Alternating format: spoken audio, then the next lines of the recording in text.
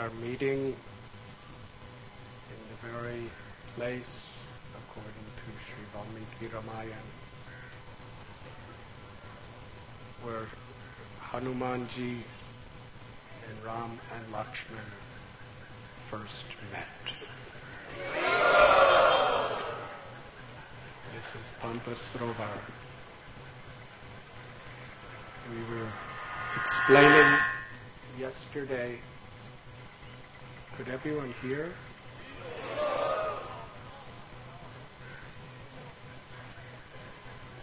They cannot hear. Could everyone hear? Hare Krishna.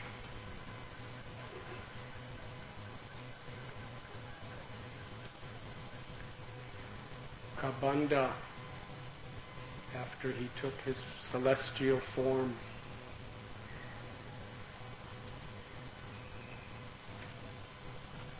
in a spirit of service to Lord Ram, he expressed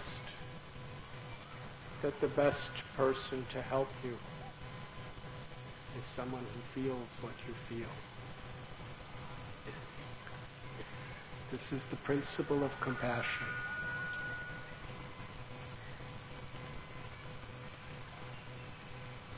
The primary characteristic of a saintly person,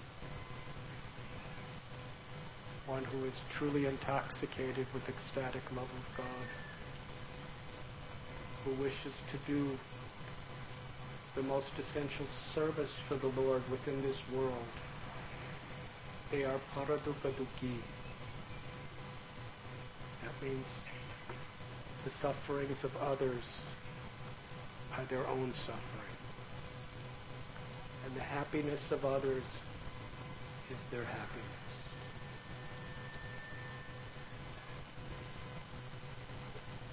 Kabanda explained that there is a monkey chief, Sugriva, whose brother had stolen away his wife and exiled him from his kingdom. And similarly, Lord Ram, Ravana had stolen away his wife. He was also exiled from his kingdom. So you will understand what Sugriva is feeling, and he will understand what you are feeling. And in that spirit, you will give your lives for each other. Many pages of Ramayana describes Kabanda's description of Pampa Sarovar. At that time, where we are sitting was one of the most beautiful places on all of earth. Forests, flowers, and just behind us, Pampa Sarovar, it was at that time a very large lake, a very holy place. And on the banks of this lake, as we explained yesterday, Shabari was living. And even today, you may have already been there, if not after the lecture. Just there is the caves of Shabari. If you want to experience what it's like being in a cave, it's quite a spacious 5-star cave. But long, long ago, she performed her tapasya there.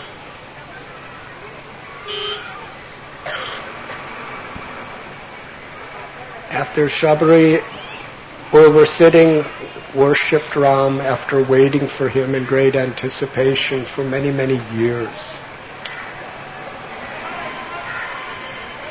With his blessings, by his grace, she attained the highest perfection. And Hanuman came down from the Rishya Mukha mountain in the guise of a Brahmin and introduced himself. When Ram heard the beautiful poetic speech of Hanuman, which was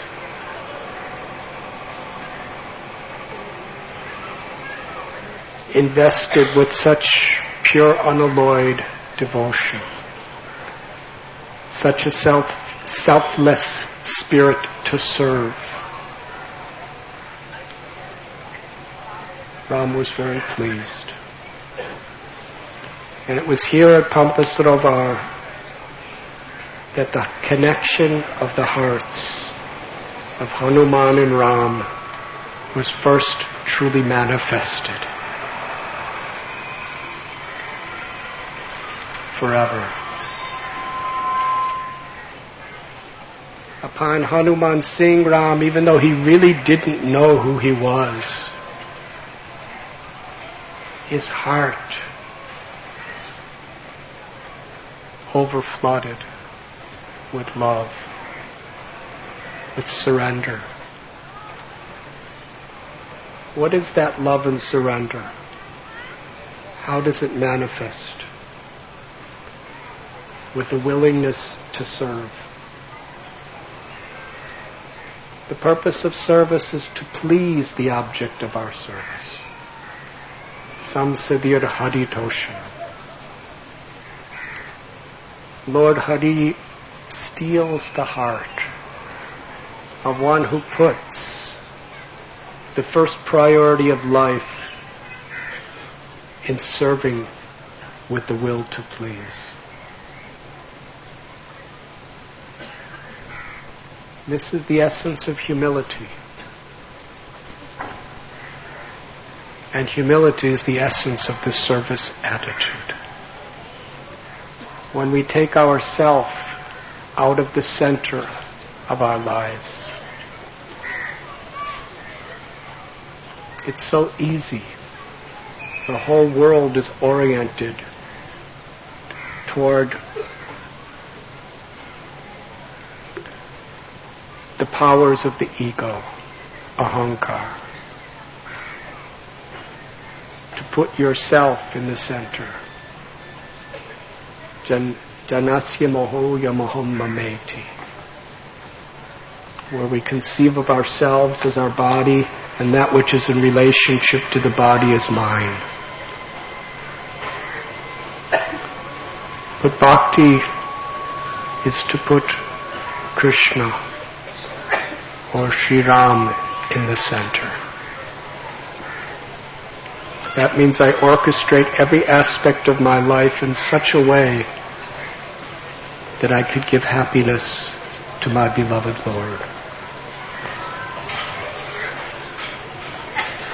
Happiness, distress, honor, dishonor, pleasure, pain, life, death, they are all beautiful if they are endured for the purpose of seva, giving pleasure to Krishna. Bhaktivinoda Thakur, great Vaishnava saint, he prayed, my dear Lord, the inconveniences and even apparent sufferings that I undergo to serve you and please you are the sources of the greatest happiness in my life.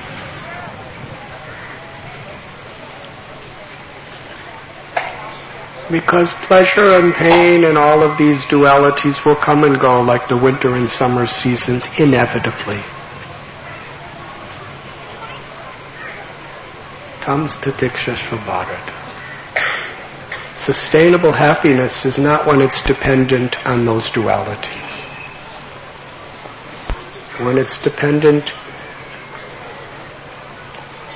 on our will to express our love through seva. And Krishna's pleased with our seva. And that's our happiness. Whether I'm living or dying, if I'm pleasing Krishna, that's my highest happiness. Because that's the very ananda or nature of the soul. Pampasarovar represents this to us. It is the place where Hanumanji first manifested the surrender of his heart to Lord Sri Ram. Lakshman told Hanuman here at Pampasrovar the story of Ram's life, his exile, and the abduction of Sita.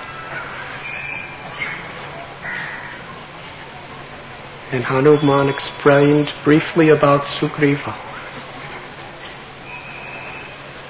And it was here that he put Ram and Lakshman on his two shoulders and jumped to the top of Rishishunga mountain, Rishimukya mountain.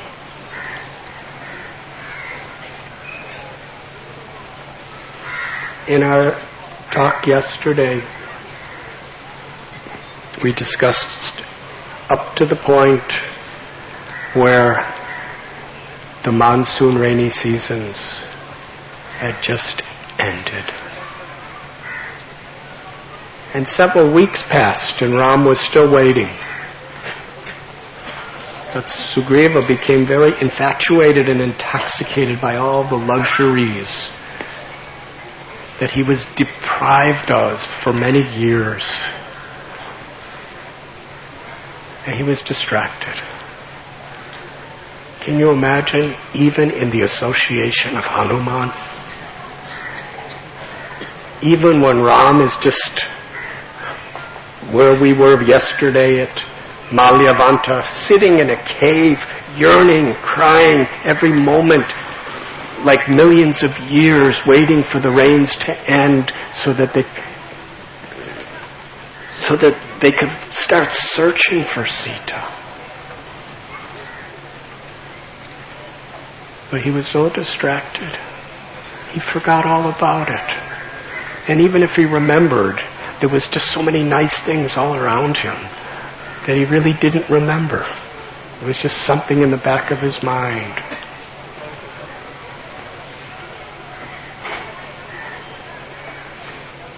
Sometimes in our sadhana, in our duties of seva, we become distracted. Even in the best association, we can be distracted if we are not very careful. But Hanuman reminded him. And Lakshman really reminded him. He was very angry.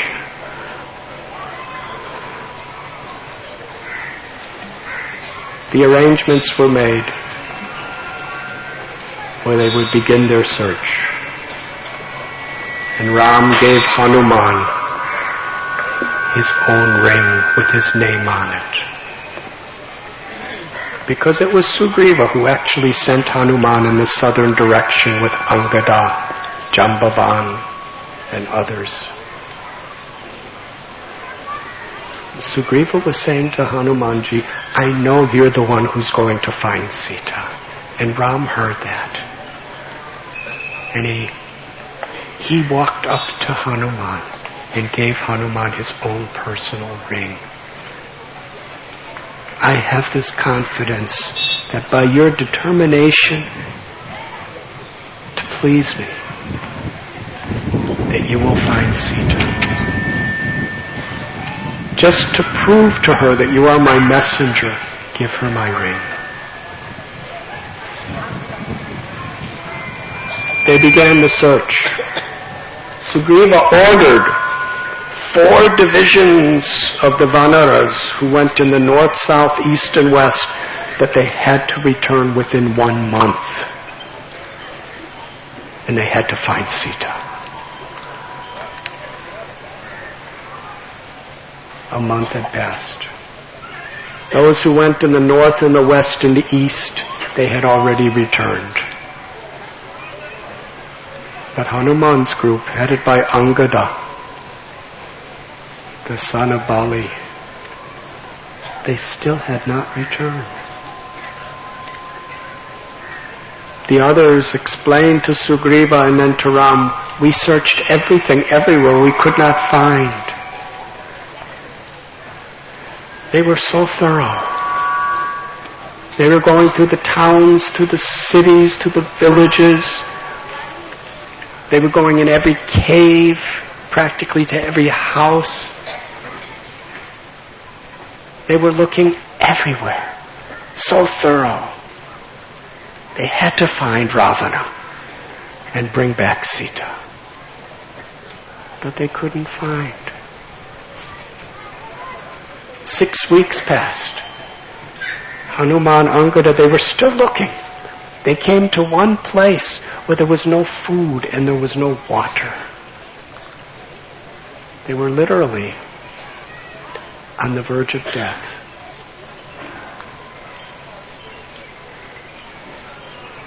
They became so weak.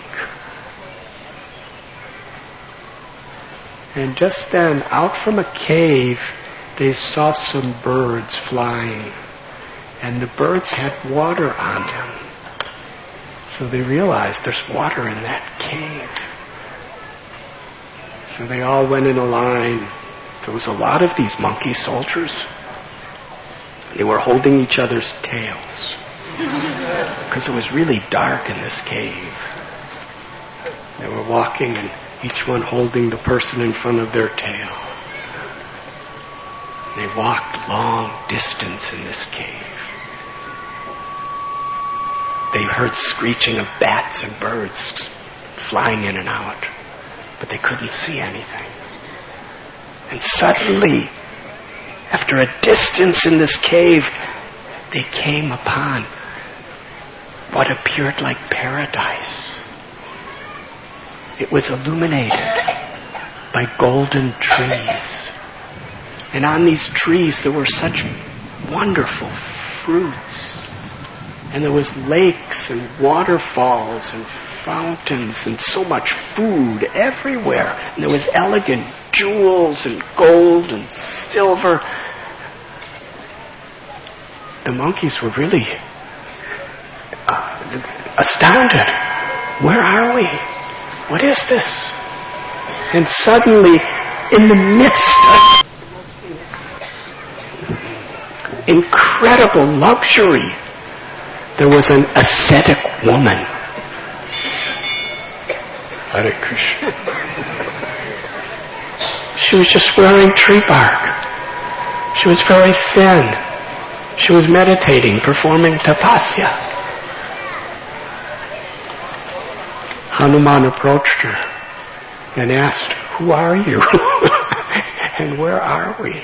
What is this?" She introduced herself as Swayampraha. And she explained the history of that place. Maya, he was the architect for the asuras, the demons. And he resided in that cave. He designed everything. Before he left, he gave residence to a celestial heavenly lady named Hema. And Swayamprabha explained that Hema was my best friend. And after she left, she gave charge of this place to me. She said, "Please drink as much water as you like and eat these fruits and herbs and they will completely satisfy you." So they were very happy. It was like, by the grace of Ram, they came to this place and they were completely rejuvenated.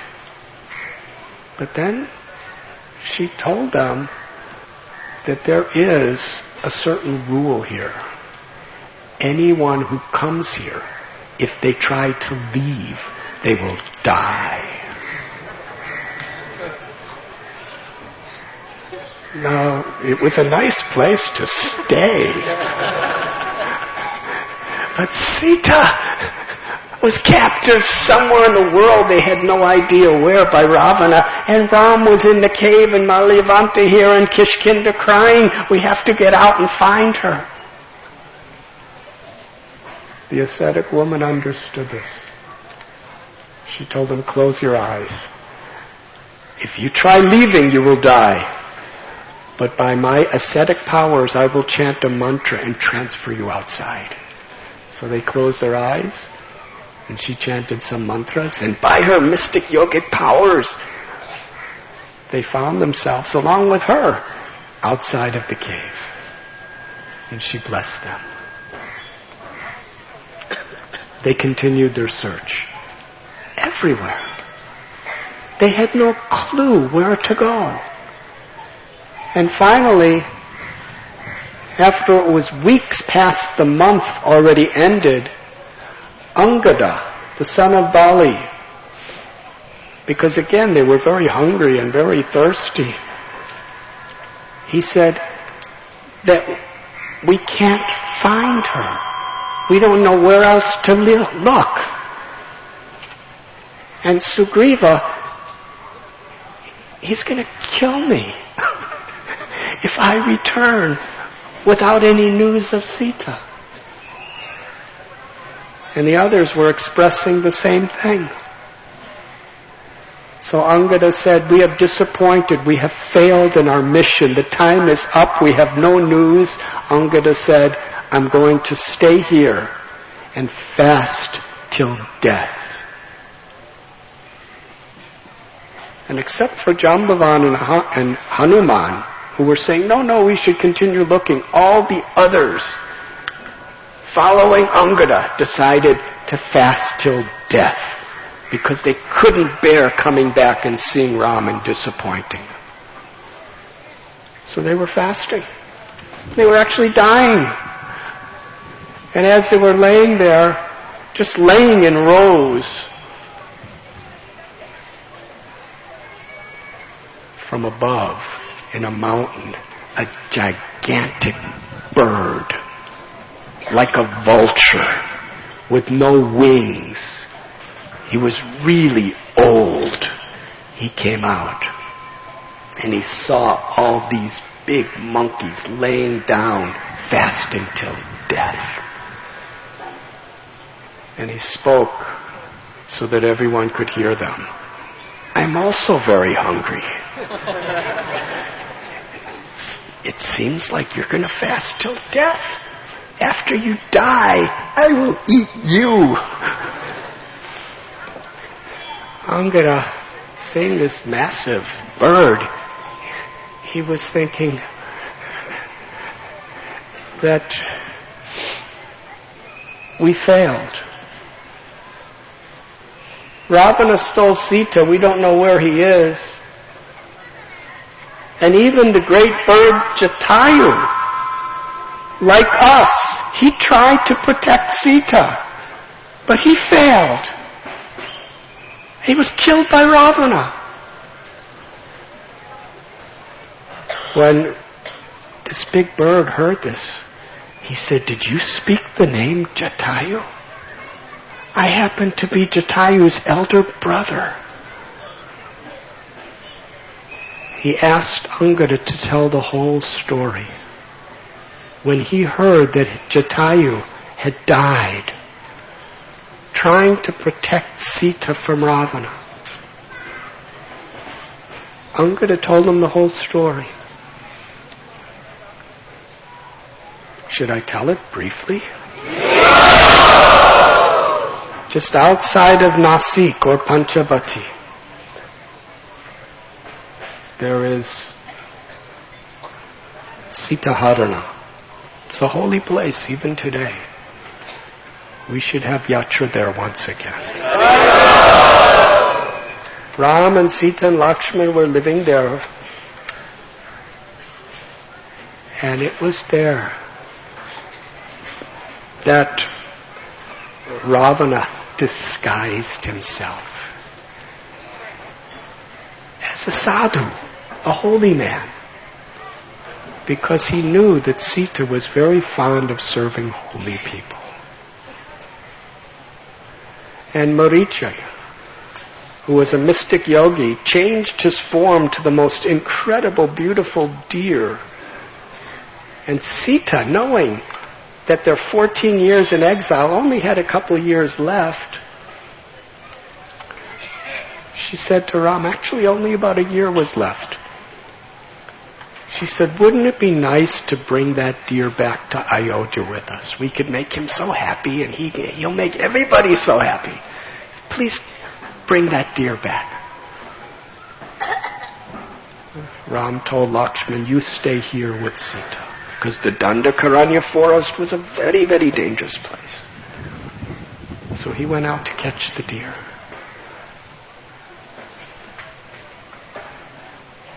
And then the deer cried out in a loud voice, exactly with Ram's voice, Lakshman, save me, help me. And Sita said, Lakshman, go help. And Lakshman said, no, that's a demon named Marichi. And he's taken the form of this deer. And he's pretending to be Ram, just to allure me away so something could happen to you. And Sita, she was so much emotional. My husband, my beloved Ram is in danger. Go, go. And he said, I will not go.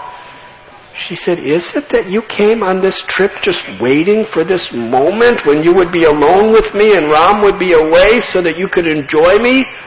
I will not allow you to do this. I will take my life. Lakshman said, how could I? You never even looked above your feet. I would never do such a thing. She said, then go and find it. Help Ram. Lakshman, his heart broken, he went to find Ram. And it was at that time that Ravana stole Sita away by force. And as he was going ahead, because he was a mystic who could fly, he had a chariot that was going through the air. Jatayu, who was really old, who was a beloved devotee of Ram, he heard Sita's voice crying out, Jatayu, please tell Ram what's happened to me. But don't try to help yourself. You're too old. You will die. But when Jatayu saw the helpless condition of Sita, he couldn't just sit there in his old age and watch it happen. Yes, it was for sure he would die if he tried to help, but he would rather die than do nothing. He challenged Ravana to a battle, and he jumped up and he really fought. He destroyed Ravana's chariot. He started beating and beating and beating Ravana. Ravana was screaming in pain. And the fight went on and on for hours and hours. But ultimately, because of his age, he became extremely tired. And taking advantage of the situation, Ravana with his sword cut off his wings. And he fell to the ground, bleeding, unable to stand up. And Sita ran up to him and embraced Jatayu, crying, such a devotee you are. You were willing to die for me. I bless you. I pray for you. And then Ravana came and grabbed Sita and took her away. Sometime later, when Ram and Lakshman discovered that Sita was gone, they didn't know where she went or what happened. They were asking the trees, the sun, the moon, the animals, the insects, where is Sita? And some deer, simple little lotus-eyed deers. They looked in the southeast direction. And Ravana and Ram understood that's where they went. And he followed that direction and ultimately found his beloved devotee Jatayu laying in a pool of his own blood. He also saw the broken chariot of Ravana. And Jatayu explained to Ram exactly what happened. It was Ravana, the king of the Rakshasas, that has stolen Sita. And they have gone in this direction. Ram put the head of Jatayu in his lap and embraced him. He told Jatayu, because you have given your life for me, I promise you, on this very day, I will grant you the highest perfection of liberation. Prema Bhakti, ecstatic love for me. And on this day you will be my eternal servant in the spiritual world. Jatayu, looking up at Ram's beautiful lotus face, chanted his holy names, and Ram took his soul back to the spiritual world of Vaikuntha. Ram started to cry. He said, the death of my father Dasarath and even the loss of Sita is not paining my heart as much as the loss of such a devotee as Jatayu from this world.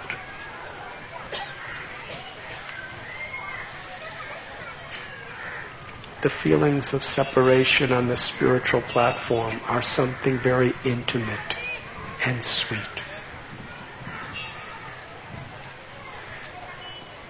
In order to serve my beloved Sita, he gave his life.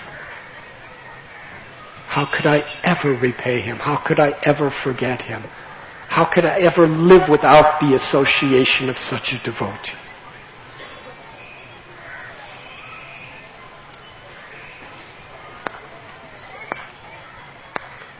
Angada told this story to this big bird. And then the big bird, he said, my name is Sampati.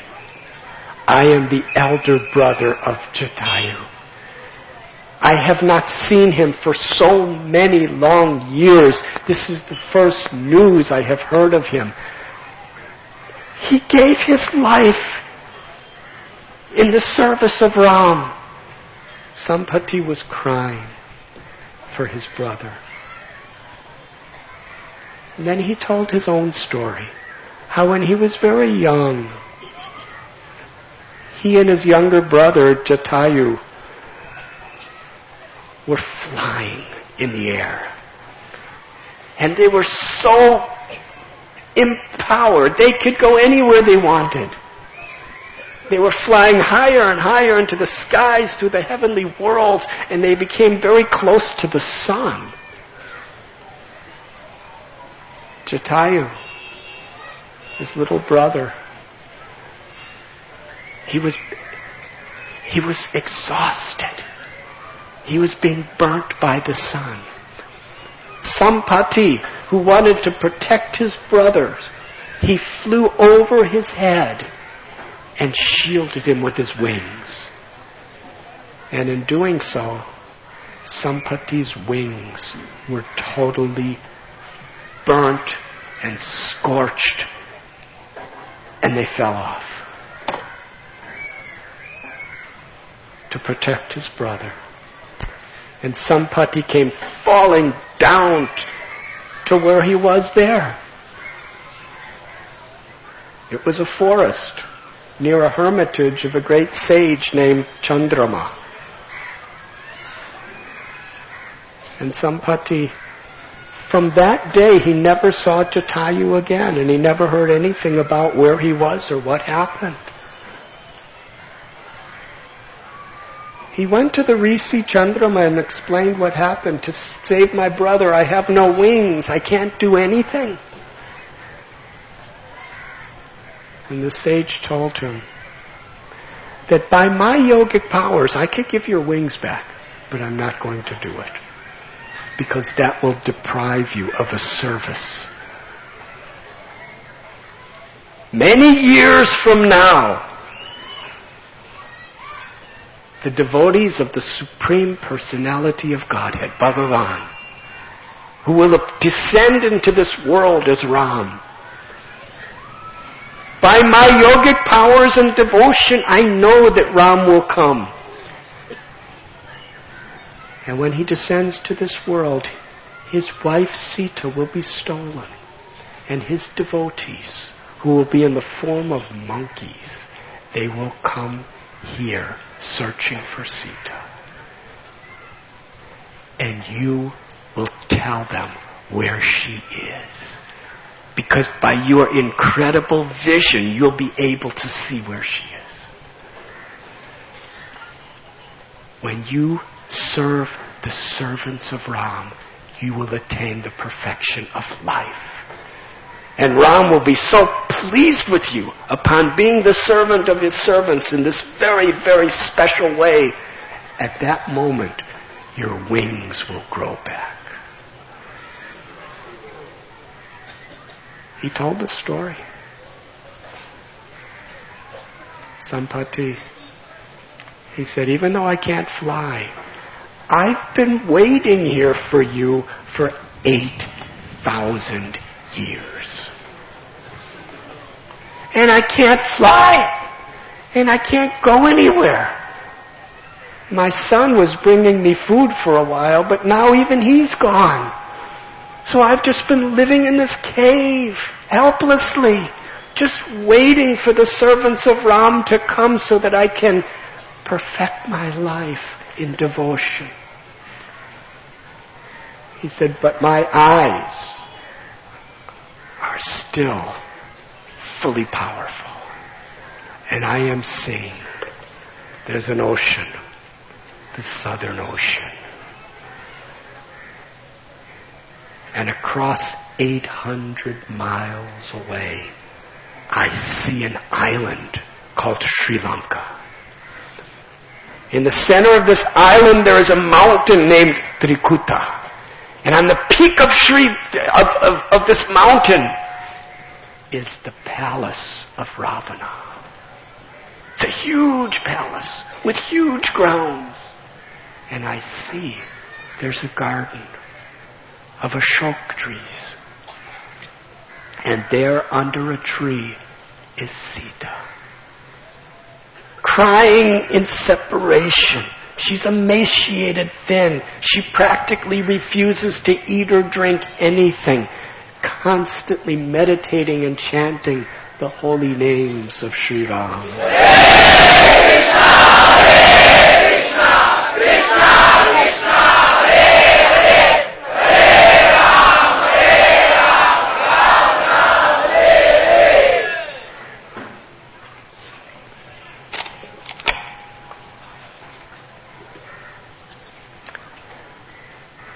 She said that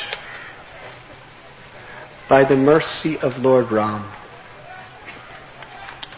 one could easily cross over the vast, limitless ocean of birth and death.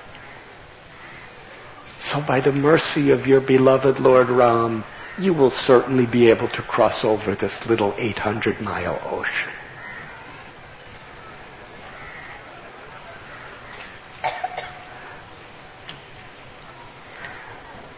I bless you to have all success. And with a grateful and loving heart, when he gave that information, magnificent wings sprouted from his body. He became youthful again, and he smiled. And he resounded with a loud voice another benediction upon all the monkeys, and then he flew into the air. So now they knew exactly where Sita was. But how to cross an 800-mile ocean.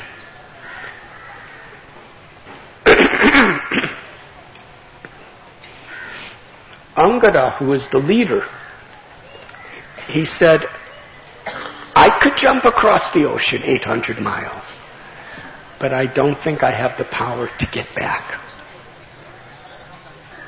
And Jambavan said, you're our leader. You shouldn't be the one who does it. Somebody else should do it. And Angada said, can anyone else get the message of Ram to Sita? And each of the powerful monkeys was expressing the extent of their abilities.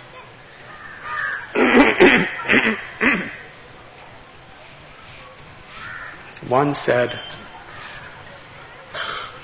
I could jump 10 yojanas, that's about 80 miles, but that's as far as I could go. Someone else said, I could jump 30 yojanas. Another said, I could jump 50 yojanas. But nobody could jump 800 miles and then back. That's 1,600 miles. So there was a dilemma. Jambavan, he said, when I was young, I could do it. But now I'm very old too. He looked over at Hanuman, who was very humble, just sitting in meditation and prayer. How to get Ram's message to Sita. At that time, Jambavan said to Hanuman, he said, you can easily do this. And then he reminded Hanuman of his life and his childhood in front of all the others. He explained how Hanuman was born and how when he was just a little baby, he jumped to the sun. And he actually already made it practically to the sun planet with the desire to eat the sun. And then Indra stopped him. And because of that thunderbolt of Indra touching on his chin, he went unconscious. And Vayu stopped the air of the universe. And all the various devas gave all benedictions to little Hanuman. But the sages gave another benediction, that he would forget all the blessings he has and all of his powers unless he's reminded. He said, all these years, Hanuman, no one has reminded you. Hanuman could have single-handedly helped Sugriva and vanquished Bali, but he didn't remember his strength.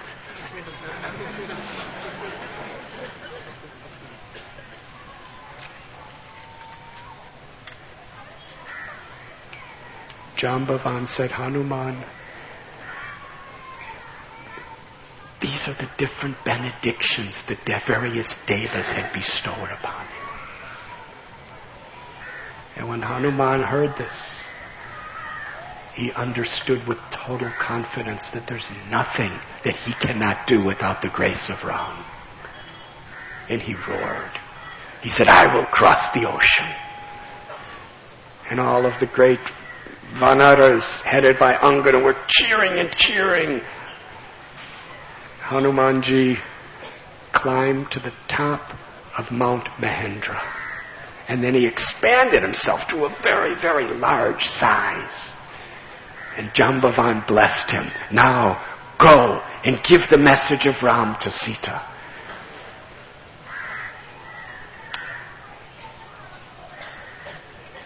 With folded palms, Hanumanji offered a prayer to his beloved Lord Ram. As we spoke yesterday, Ram got the order to do all the incredible things he did from Sugriva and Jambavan. Even the most intimate, celebrated, immortal servant of Ram, in his heart, was always in the mood of the servant of the servant of the servant of the servant.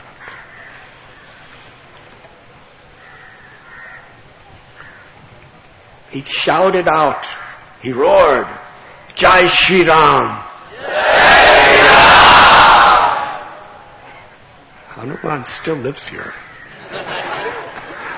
So let us say it in such a way that he is very happy with us.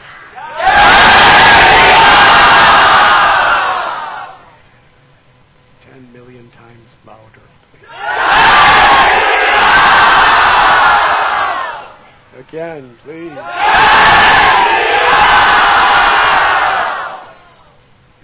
Hearing Hanumanji roar, All the monkeys raise their arms.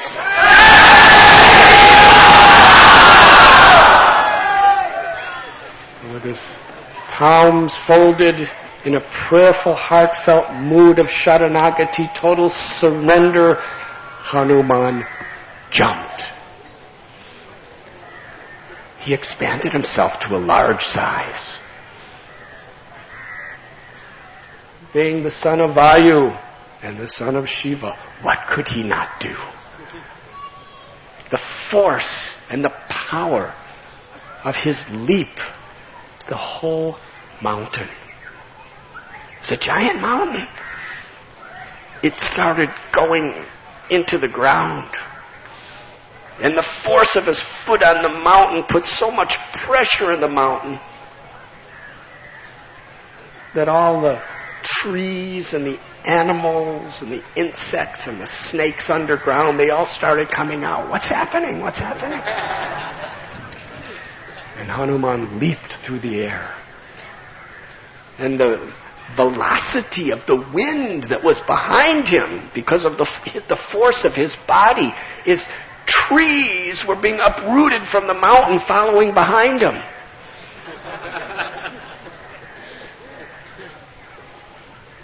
Completely immersed in this dasya bhav,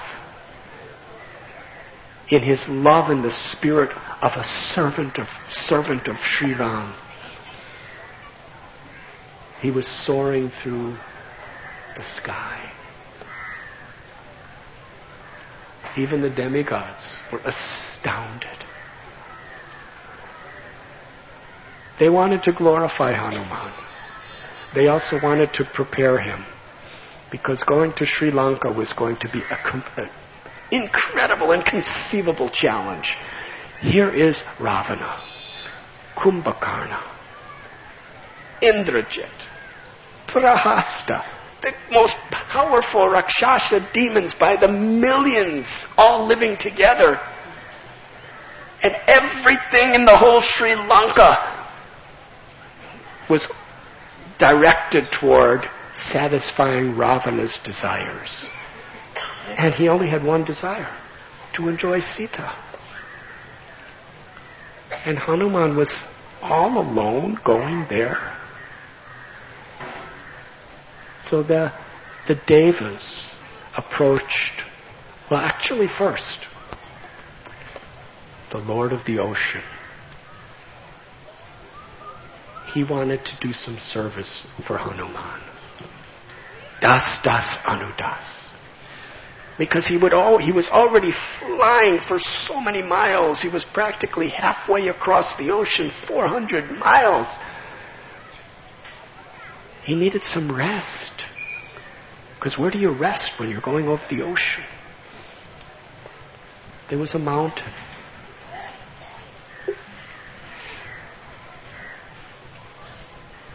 The Mainaka mountain. This Mainaka mountain was underneath the ocean. It was in the water. Actually, it's an incredible thing. There are many huge mountains in the ocean. Some of the mountains in the oceans are actually larger than the mountains on the land. But we just can't see them.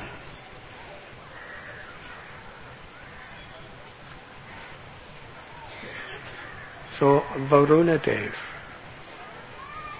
appealed to Mainaka to rise out of the ocean, to be a resting place for Hanuman. Suddenly, this gigantic mountain with a golden peak emerged from the ocean. And Mainaka personified himself as like a human being. And he stood before Hanuman, way up in the sky, and said, I have come to provide you a resting place. And Hanuman was really grateful, but he was so enthusiastic. Sita is in such a deplorable situation, and my beloved Ram is still in Kishkinda Kshetra, in a cave, waiting for some news I can't waste a moment. He said, I accept your service, but I cannot waste any time. So to honor the offering, with his hand he touched the mountain and kept flying.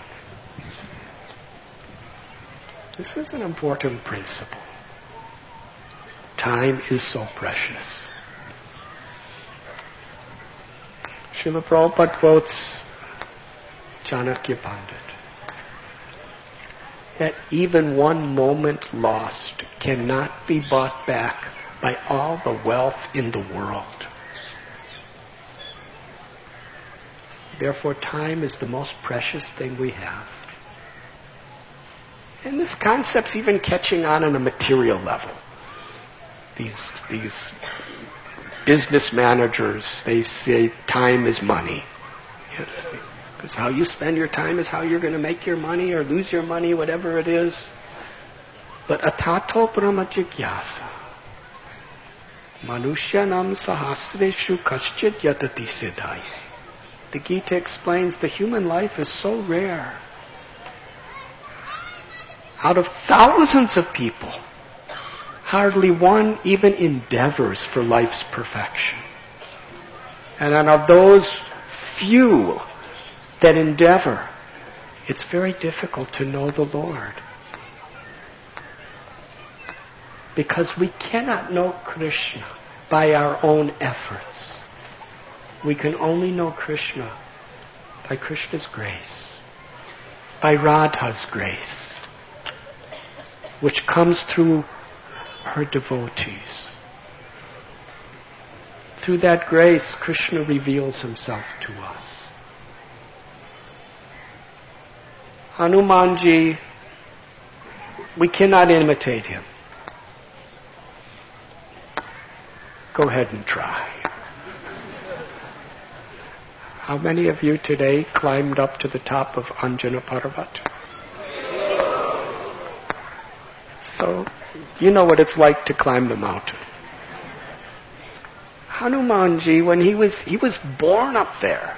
When he was an infant child, he could jump from the top to the bottom within seconds. So, cannot imitate great souls. But Mahajano Yena Katasa Panta, but they teach us by their example the most essential truths, and unless we follow the footsteps of the examples, there's no other way to spiritual enlightenment. They teach us how to please the Lord. Hanuman was the perfection of dasya, the devotional principle of rendering service, selfless service. And he wanted to teach us through this pastime how precious every moment is. The 6 Goswamis, Rupa Goswami, Raghunath Das Goswami, Sanatan Goswami, Gopal Bhatta Goswami, Jiva Goswami, Raghunath Bhatt Goswami, they hardly slept 1 to 1.5 hours a day. And sometimes they just didn't have time to even do that. Because they were so enthusiastic to serve. They didn't want to waste a moment. They were constantly chanting Krishna's names, writing books about Krishna, discussing Krishna about one another, excavating holy places, discovering the places of Krishna's leelas, doing seva for their deities.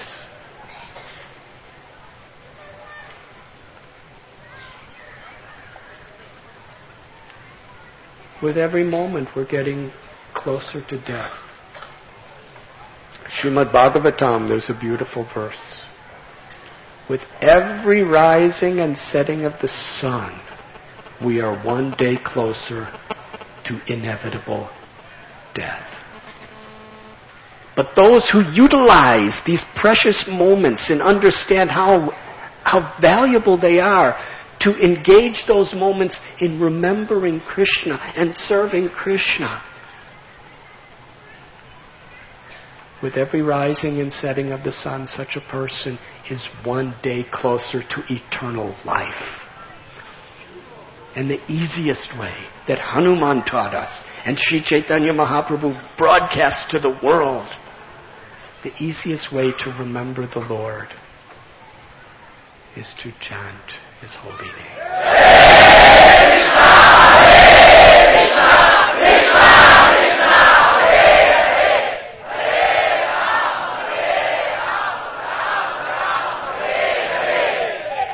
Nama Chintamani Krishnas Chaitanya Das Vigraha.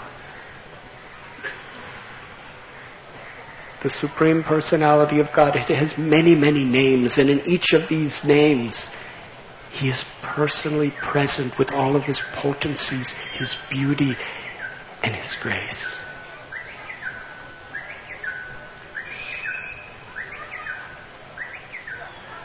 The Devas wanted to prepare Hanuman and show the world who is this Hanumanji. So they approached the mother of the Nagas. Her name? Suras. She came from the ocean. And she appeared like a big Rakshasa. And she said to Hanuman, she came out of the ocean into the sky and placed herself right in front of Hanuman as he was flying. And she said, "You cannot pass by me. I have received a benediction from Lord Brahma that no one can come by me without me eating them. So today you are my food, and there's nothing you could do." And she opened her mouth to swallow Hanuman. Hanuman expanded his body to be really big. And Suras expanded her body to be even bigger, her mouth. He became a mile high. And Suras's mouth became 2 miles wide. And it kept getting bigger and bigger no matter what she did. Soon, her mouth was practically covering the sky. And Hanuman, he instantly reduced his size to be the tip of a thumb. And he went into Suras's mouth and walked around for a while. And then he came out. And then he stood before her and said, "The blessing of Brahma has been fulfilled. You ate me. But I'm a servant of Ram, and I'm doing the service of Ram, so please bless me to continue." And Suras became a beautiful woman then. And she said, "Hanumanji, you are very intelligent.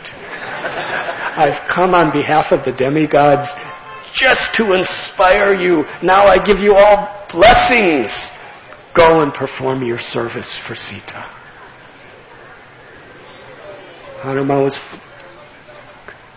traveling through the sky with great determination. And suddenly, in the middle of the sky, he couldn't move. There was a Rakshasi.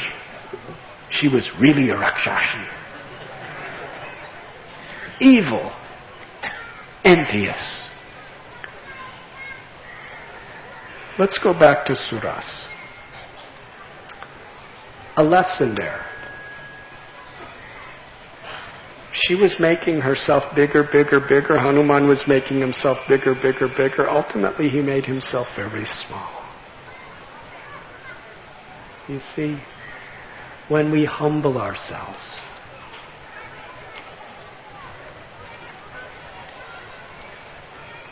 we can overcome all obstacles. Because Maya is like that Suras. She's all-devouring. Daivi heshu gunamayi mama maya duratiya. We cannot overcome the powers of Maya. The power of lust, envy, anger, greed, illusion are beyond any human capacity. They're beyond the capacity of a conditioned jiva. But Krishna tells in Gita that he's the controller of material energy. If we take shelter of him, we can cross beyond everything. In fact, the Srimad Bhagavatam explains that trying to resist the powers of Maya is like an ordinary little person trying to swim across a shoreless ocean.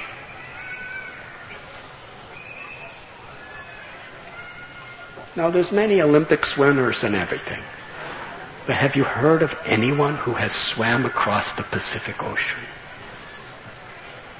No one's even tried. It's impossible. And these are the greatest athletes who have medals. The ocean of material existence is infinitely greater than the Pacific Ocean, with infinitely more dangers.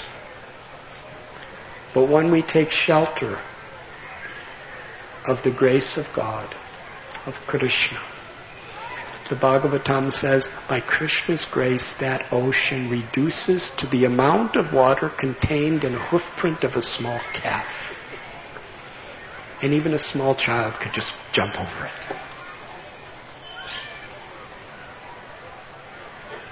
Trinadapi sunichena tador ibasehishna. Amanina manadena kirtaniya sadahari.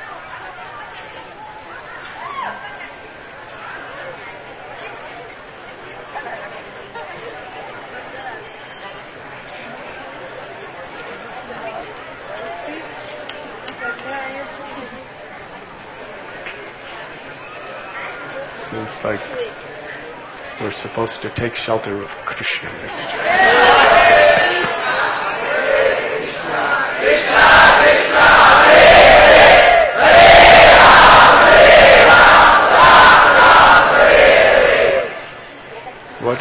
What is come there?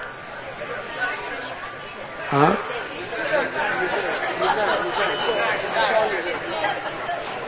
A small lizard.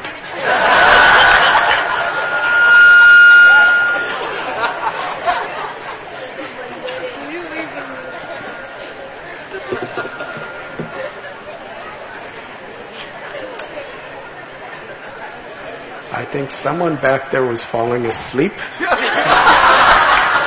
And that lizard came to wake you up.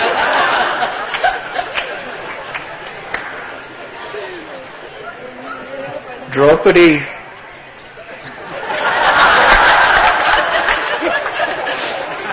When Dushasana was trying to tear her sari off from her, she looked to her husbands, the Pandavas, and Bhima, who was also a son of Vayu.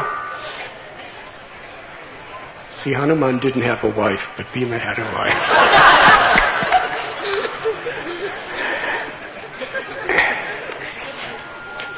Even Bhima, he wanted to help, but Yudhishthira said, no, we cannot. We cannot.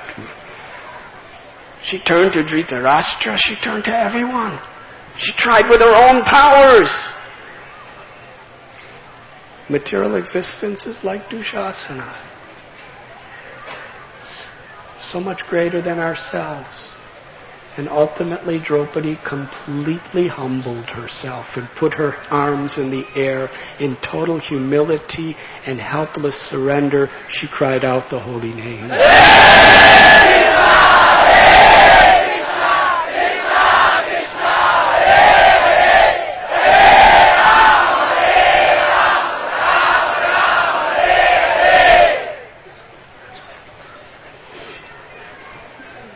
Krishna came to help her. So in our path of Krishna consciousness or bhakti,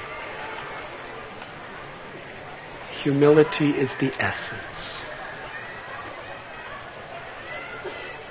And like Hanuman, he was supremely humble, but his humility didn't make him afraid or lazy. He was fearless. He was determined. That's the symptom of true humility. It doesn't disempower us. It empowers us with the infinite grace of God. So he made himself very small and overcame Suras, who in this sense represents the ego that wants to make itself bigger and bigger and bigger.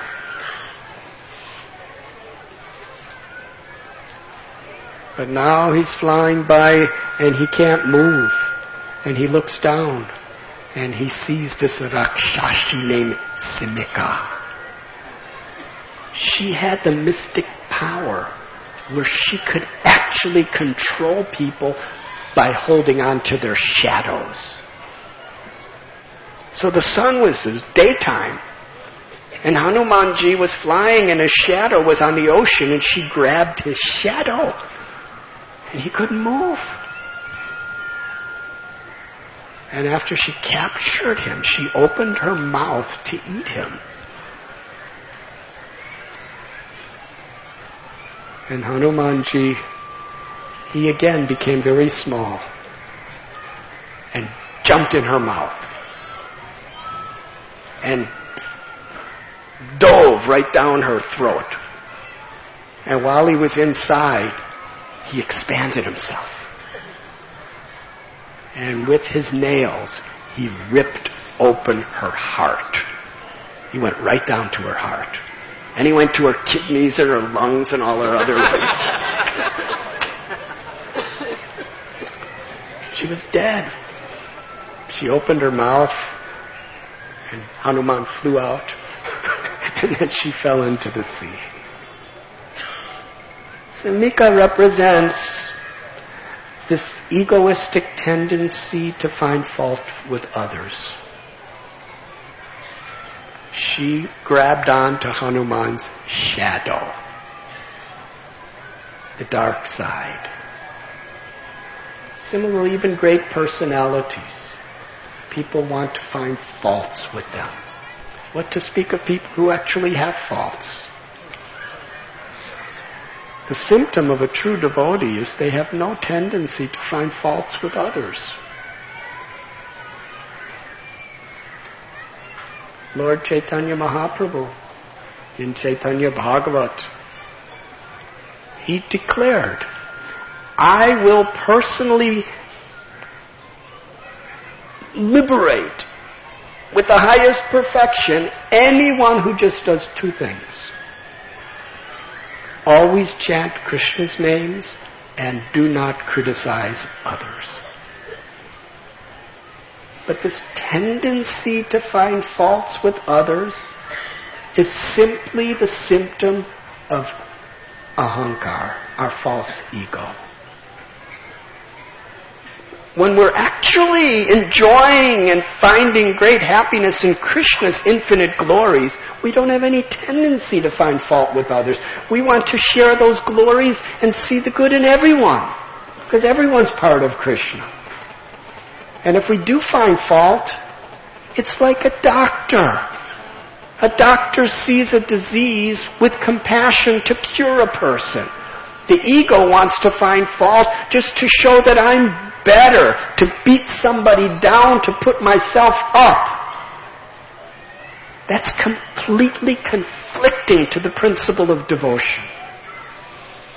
When a devotee sees a fault in others, it's with compassion to lift that person up or to protect others from that condition. But Simika was very eager to grab and exploit the shadow. So, following in the footsteps of Hanuman, we have to overcome this fault-finding tendency. And he continued his journey. Ultimately, he came to Sri Lanka. He saw what a magnificent place. It was like a jeweled island surrounded by the ocean on all sides. And he landed and decided he would wait until the nighttime to enter Sri Lanka. He was looking. He saw it was protected by huge walls. And Hanuman saw on the walls there were millions of gigantic Rakshasa soldiers with the most deadly weapons, constantly running about, looking at every inch to make sure things were safe. And he saw between the walls there was these enormous moats or water. And in some of the water you had to swim across it. They were literally filled, swarming, not with just little lizards, but with the most venomous snakes and lizards.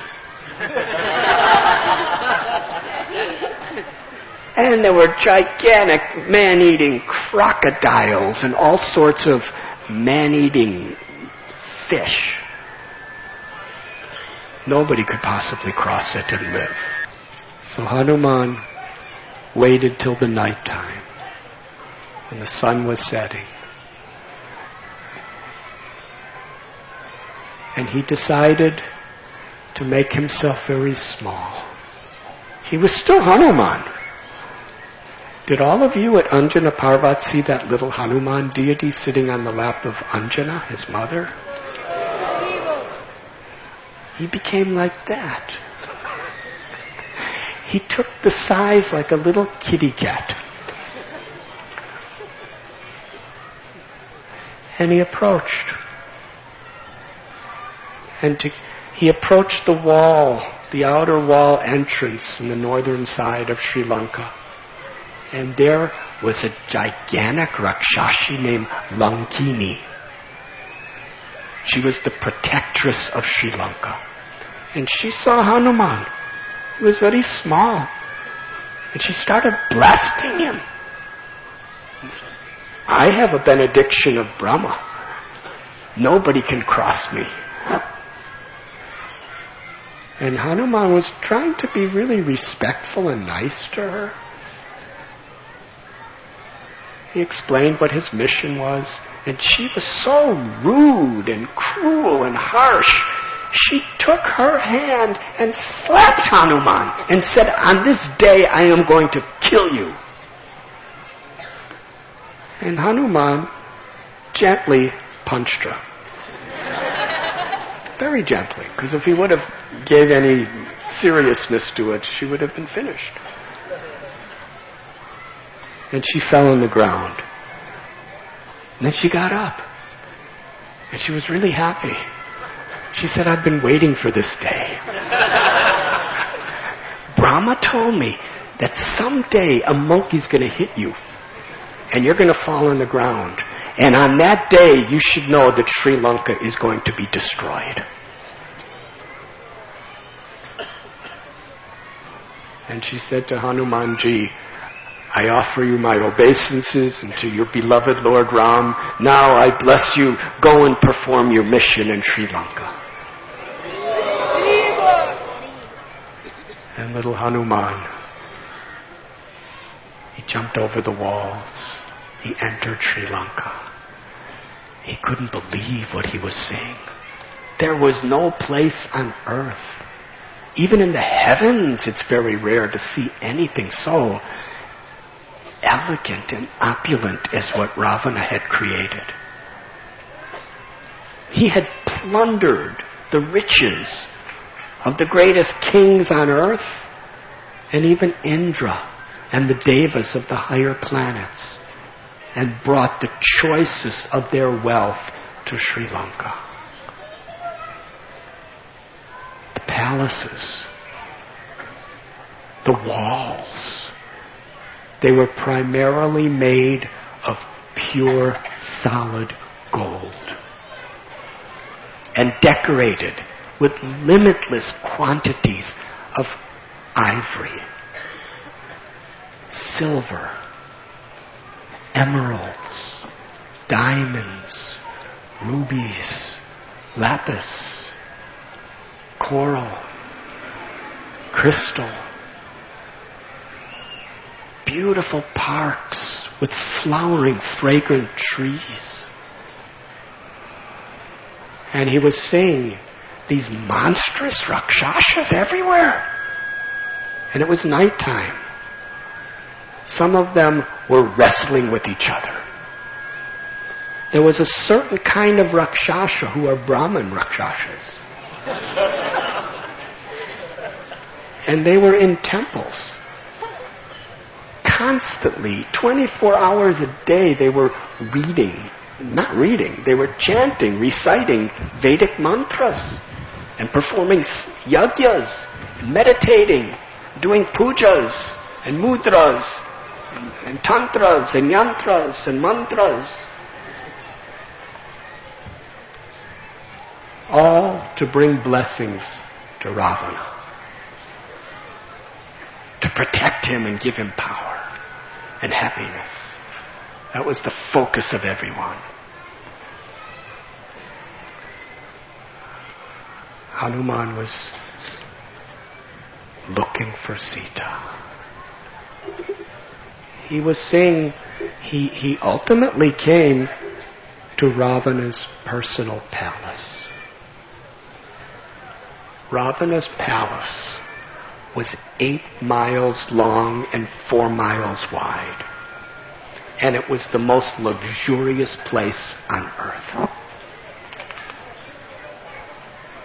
The Ramayana goes in great detail of what kind of luxuries were in the palace. But I'm not going to go into so many details. Because I think you're hungry.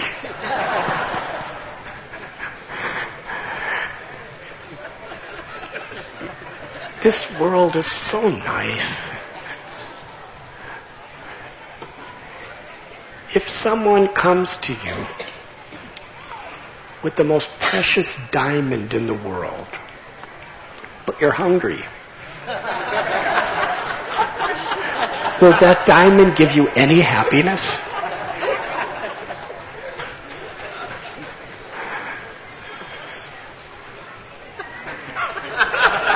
You can't eat diamonds.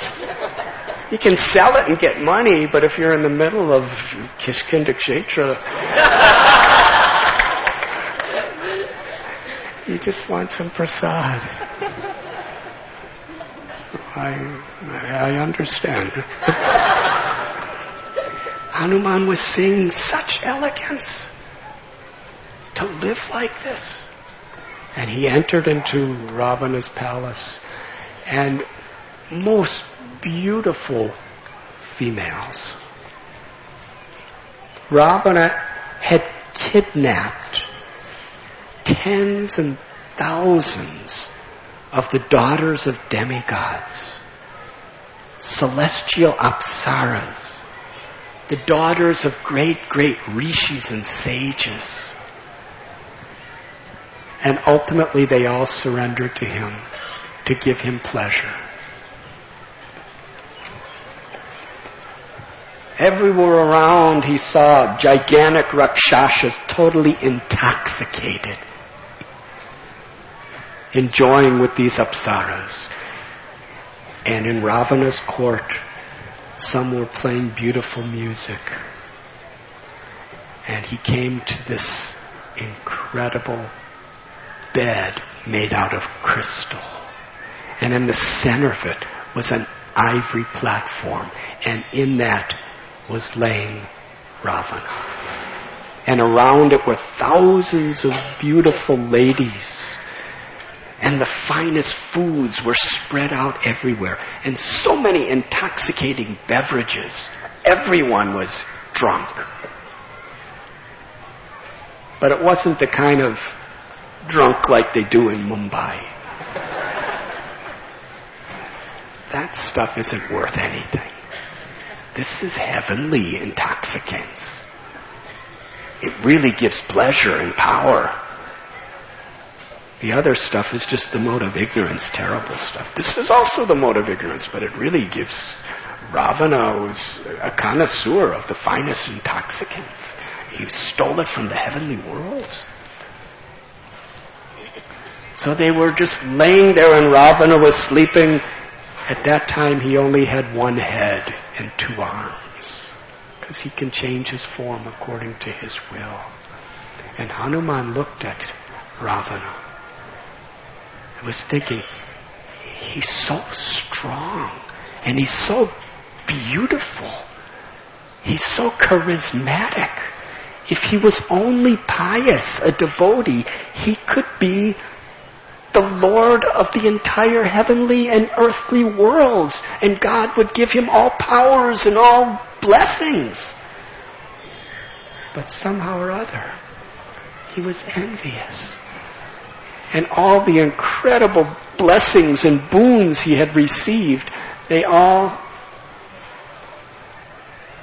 were utilized for the wrong purpose. Hanuman was not attracted by the riches. He was not attracted by the beauty of the most elegant, enchanting women in the universe. He was just looking for Sita. Beside Ravana on another bed was Mandodari, his wife, his principal queen. She was far more beautiful than anyone else. And at first Hanuman was thinking, maybe this is Sita. But because she was wearing beautiful jewels and fine clothes, and she was sleeping with a smile on her face, Hanuman understood Sita would never do this in the separation of Ram. He looked palace after palace everywhere, hour after hour. He could not find Sita. And he was thinking in his heart, how could I go back to Ram? I can't face him and tell him I couldn't find her. And then he saw an incredible garden. Giant garden. It was the Ashokvan. And in that garden, he went inside. And he actually climbed a tall tree to look down. And he saw a big crowd of Rakshashis. Now Ravana was so strategic in his planning. He had the most beautiful ladies in the universe with him to enjoy. But he also empowered certain Rakshashis who were the most ugly things that you could imagine. They were so fearful. They had all kinds of animal heads and claws and sharp teeth, and there's great descriptions of what these Rakshashis looked like. They were crowded around Sita, praising Ravana. And Hanuman first saw Sita. She was very thin. She had not bathed or practically eaten anything for so many months. She was laying on the ground, surrounded by these people harassing her, crying out Ram's holy names. Hanuman understood, this is Sita. He was so deeply moved by her chastity, her purity, and her complete absorption in remembering Ram in separation. The sun rose, and Hanuman heard from a little distant place musicians singing beautiful poetic songs to wake up Ravana. He woke up, he was all disheveled from the night before. He took his bath, he put on his perfumes, he combed his hair, he put on all nice clothes, and immediately went to Sita. He was thinking of Sita 24 hours a day. And there was a whole entourage of beautiful ladies and guards and soldiers following him as he marched into the Ashokvan. And Hanuman was still in his little kitty cat form of a monkey size. And he was in a tree, hiding behind the leaves, watching.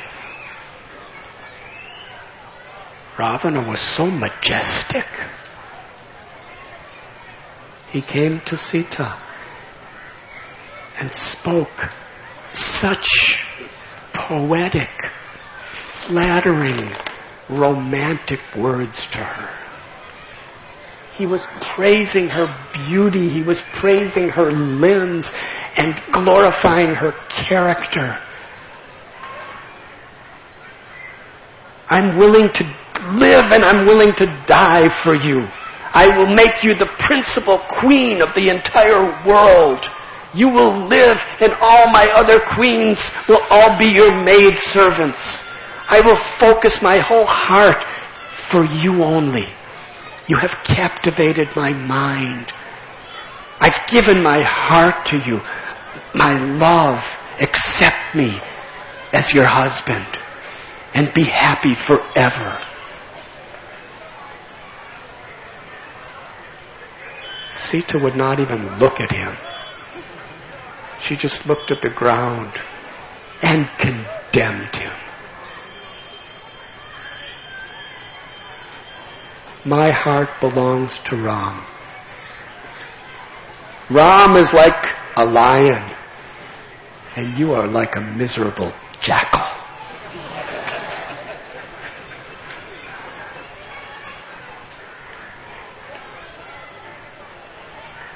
Beg forgiveness from Ram. Return me to Ram, and Ram will give you all blessings and empower you. Otherwise, you will be destroyed. She wouldn't even look at him. And Ravana was speaking so many sweet, romantic words to her, but ultimately she said, you are just like a coward.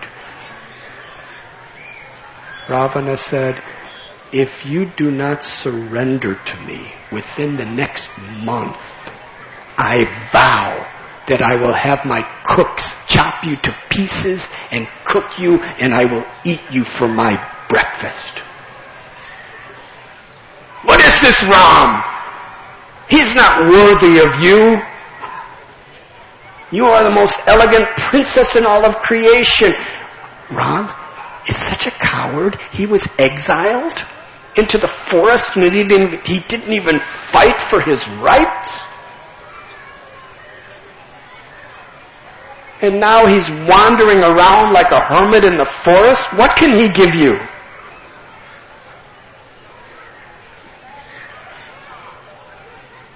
Sita put a piece of grass between herself and Ravana and would not look at him.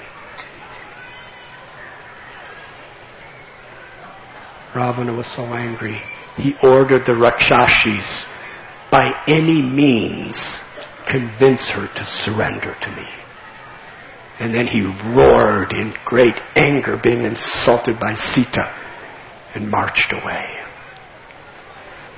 The Rakshashis were really harassing her, and she was just laying on the ground crying out the holy names of Ram. Hare Krishna, Hare Krishna, Krishna Krishna, Hare Hare, Hare Ram, Ram Ram, Hare Hare. Hanuman was so joyful. He actually found Sita. But he was also in terrible agony to see the pitiable condition of Sita. Being exploited and harassed in separation in Ram.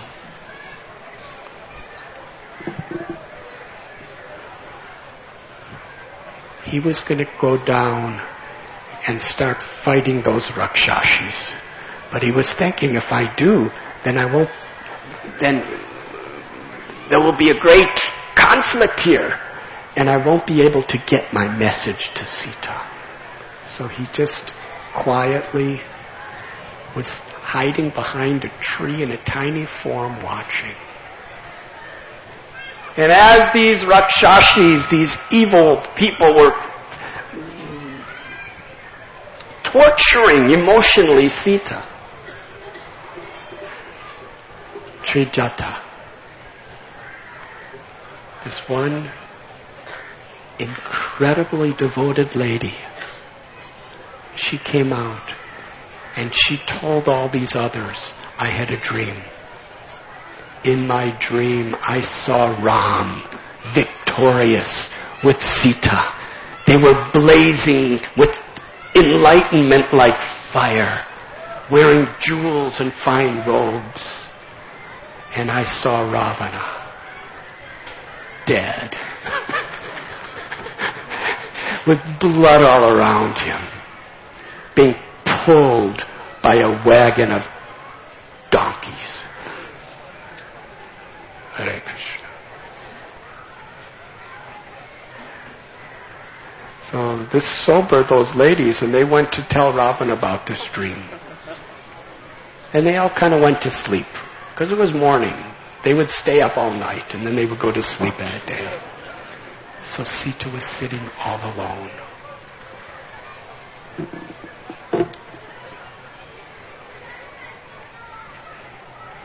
And Hanumanji, he was very concerned that if he came before Sita, she might think that he was disguising himself, but he was actually Ravana. So from a secret place, in a very sweet voice, he sang the glories of Lord Ram. He began to describe every limb of the beautiful transcendental body of Sri Ram. He told the story of his birth and his childhood pastimes and his wonderful pastimes with Kaushalya and Dasarat. And he talked about going through the forest with Vishwamitra Muni and first meeting Sita, and in Mithila marrying Sita and coming back to Ayodhya with her, and then being exiled into the forest.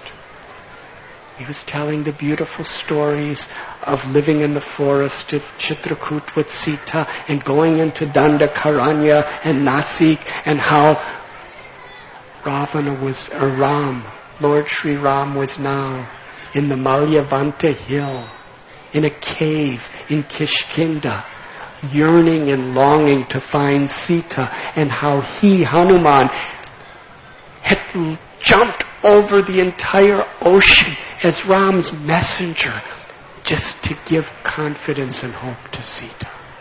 He was telling all these stories. He revived the heart of Sita. For the first time in almost a year, she was hearing the glories of her Ram. Otherwise, all she heard was blasphemy, criticism, and condemnation. And she looked around. Who's speaking these things? Who's speaking? And she saw in a tree behind some bushes a tiny little monkey. And he was smiling.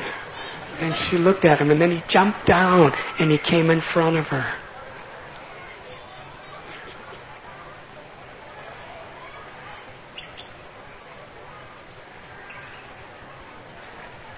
Immediately Sita thought, you are Ravana. You've taken this form just to trick me. And Hanuman,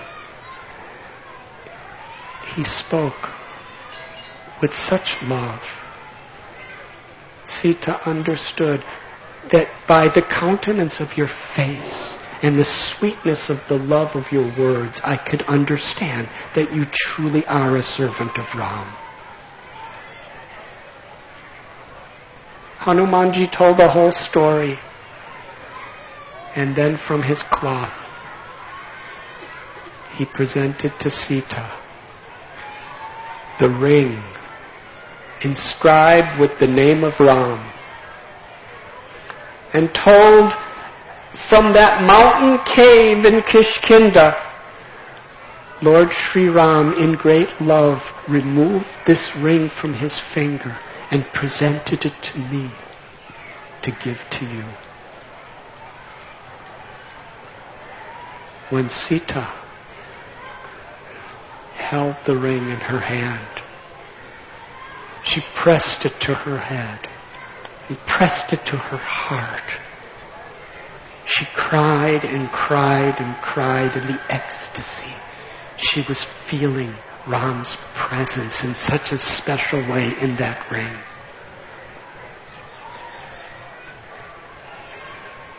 Hanuman then told Sita a story.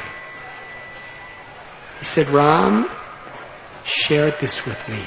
He told me that no one else in all the world knows the story except you and him. When you were returning from Mithila to Ayodhya after your marriage, you were sitting next to each other. And Lord Ram touched your feet with his feet. And Ram's feet are soft and elegant like lotus flowers. But when he touched your foot turned red.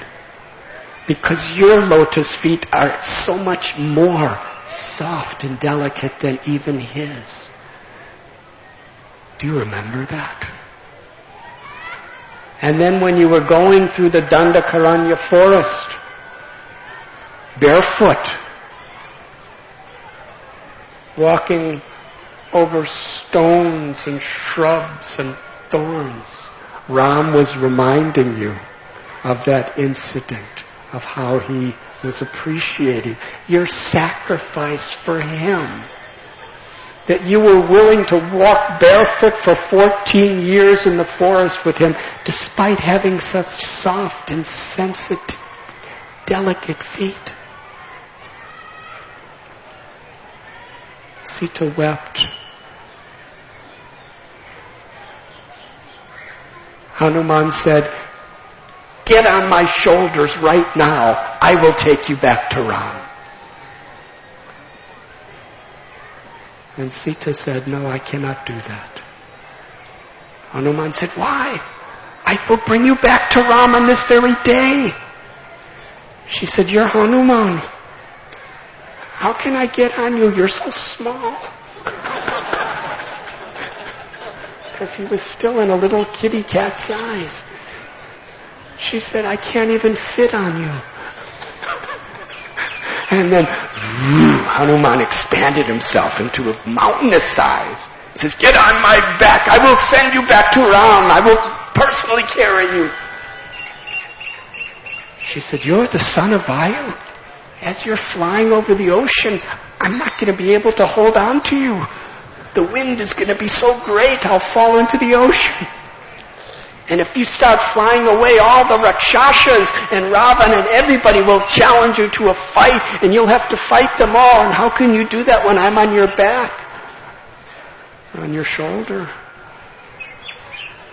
And besides that, my chastity to Ram, although I was forcibly grabbed by Ravana, I will not touch another man except Ram. And most importantly, for Ram's glory, it is only befitting that he personally rescues me. And Hanuman smiled and said yes. Then Sita took some beautiful jewels that she was hiding from Ravana. One particular jewel that was given to her by her father on the day she married Ram and put on her head. And she gave that jewel to Hanuman to give to Ram. And then she told him a story that no one in the world knew except the two of them. Would you like to hear the story?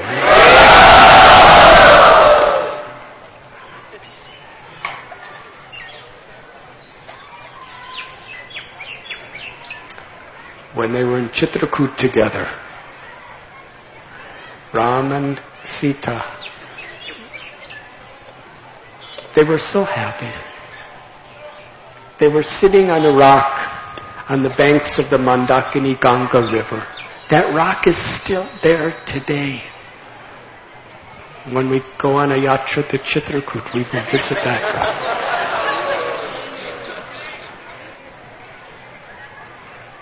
In Chitrakoot, it was so peaceful.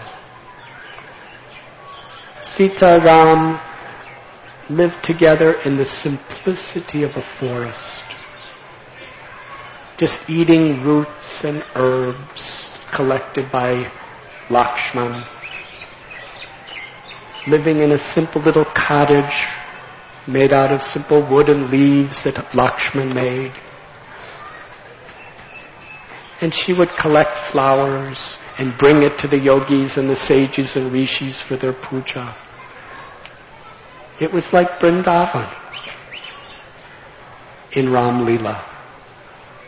Sita expressed to Ram that the simplicity and the beauty of our life here in Chitrakoot is so much more enjoyable than life in Ayodhya, the big city, capital, kingdom.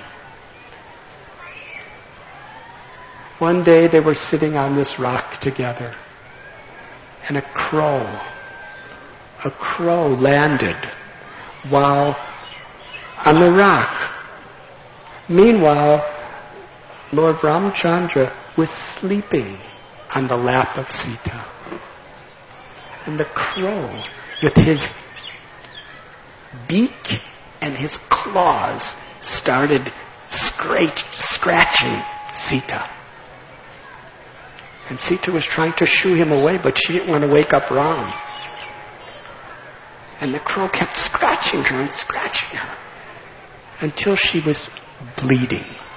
And the crow just wouldn't stop harassing her. And finally, Ram woke up and he saw blood on Sita. He was very angry and he saw this crow.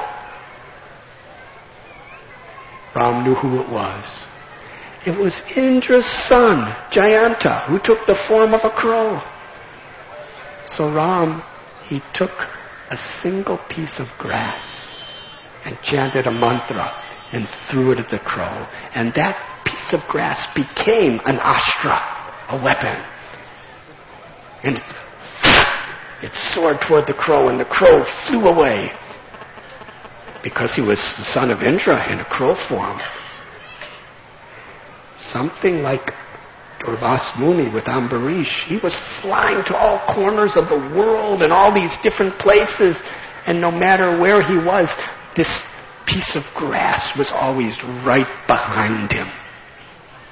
So finally he came back to that rock on the Mandakini Ganga in Chitrakoot. And the crow begged forgiveness from Ram and Sita. And Sita smiled at the crow and said, Ram, please forgive him. And Ram said, I forgive him. He said, Jaya, I forgive you. But still, when I throw a weapon, it has to do something. So the weapon touched his eye, and he became blind in one eye. And that was prasad.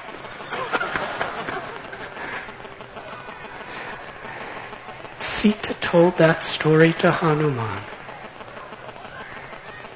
and said, please tell Ram. And she presented the jewel to him. Then she blessed Hanumanji and gave him one more message for Ramchandra.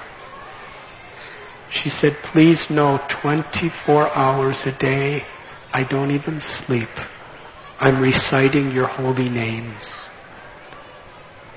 Within the core of my heart, I am meditating upon your beautiful form and your wonderful loving pastimes, day and night. But if you do not come within 1 month, it will be too late. Ravana will kill me. Please come soon. She blessed Hanumanji. And Hanumanji,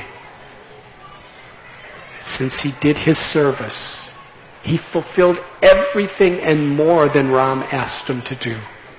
He wanted to do something extra.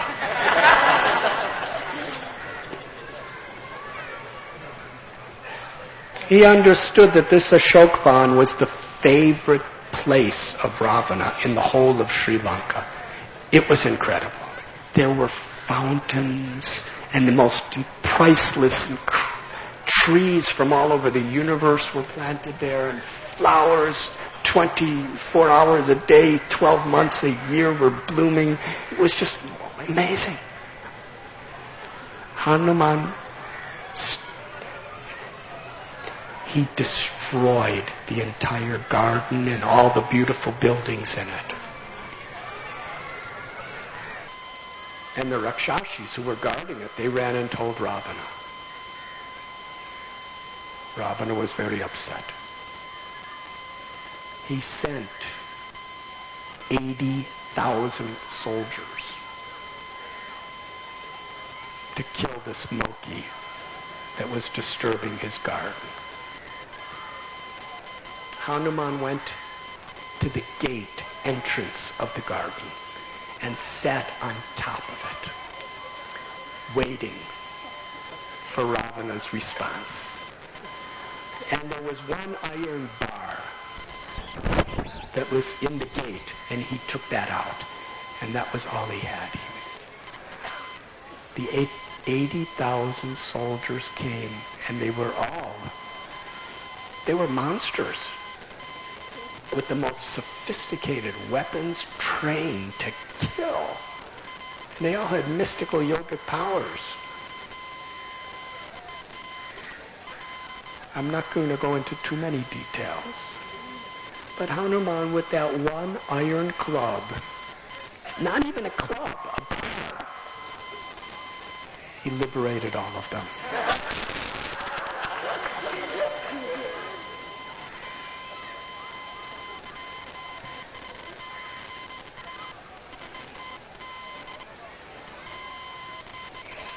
When the news came to Ravana, he was even more angry. Jambumali was one of his greatest generals. He came charging on a big chariot with an entire army, and it was really a good fight. And ultimately, with the iron bar that was taken right from Ravana's gate, he destroyed the whole army and then smashed the head of Jambu Mali, and he was liberated. 7 generals came, sent by Ravana, and Hanuman, with his feet and his fists, defeated all of them. Ravana sent his youngest son, Aksha. Mandodari, the mother, she was begging Ravana, don't send him. This monkey is not an ordinary monkey. But Ravana was convinced someone personally trained by him, born of his blood, is undefeatable. And Aksha covered Hanumanji with arrows, and Hanumanji grabbed Aksha by the legs and whirled him around and threw him on the ground. He was liberated.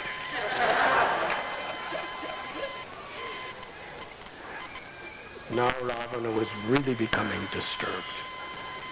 Meanwhile, Sita's watching from a distance. She's very happy. This is my beloved Lord's servant.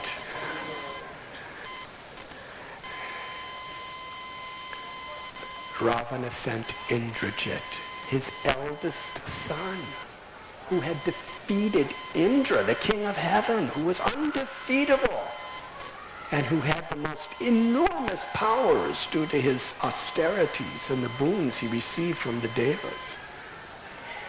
There was a great battle between Indrajit and Hanuman.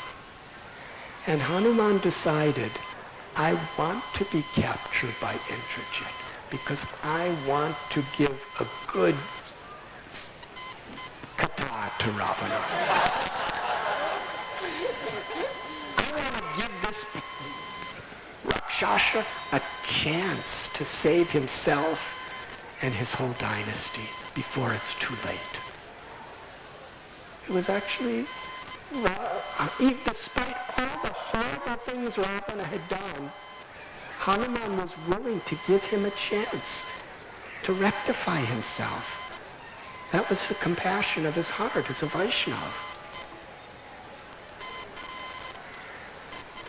Indrajit had a particular arrow, and he chanted a mantra and empowered that arrow with a certain type of naga. He shot the arrow and it created a rope, a snake rope around Hanuman's body. And Hanuman fell to the ground. Then Indrajit had his armies pick up Hanuman, who appeared to be all bound up and helpless. And they brought him into the center court and put him in front of Ravana's throne. Magnificent throne. Now Hanuman was face to face with Ravana.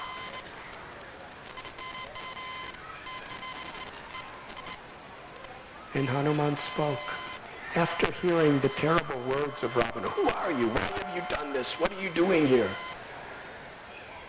Hanuman said, you saw what I did to your armies and your generals and your son? I am only the humble servant of the servant of the servant of Ram. I am his messenger to give you this message. Release Sita. And Ram will protect you forever. But if you persist in torturing her in this way, then he will come with an army of millions of monkeys as powerful as me to destroy you and your entire dynasty. Ravana, you are a coward. You distracted Ram, and when he was not there, you stole Sita away. Single-handedly.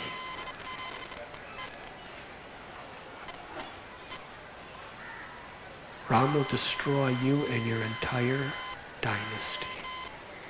Give Sita back. Ravana was so insulted by those words of Hanuman. He ordered his soldiers, kill this monkey. Vibhishan, the youngest brother of Ravana, jumped up. He said, no, you cannot kill him. He's a messenger. According to the codes of Dharma, you can punish a messenger, but you cannot kill him. Ravana said, he's not just a messenger. He killed my son. He destroyed my gardens. He killed hundreds and thousands of my soldiers. And Hanuman said, I'm a monkey. It's my nature to destroy gardens like this.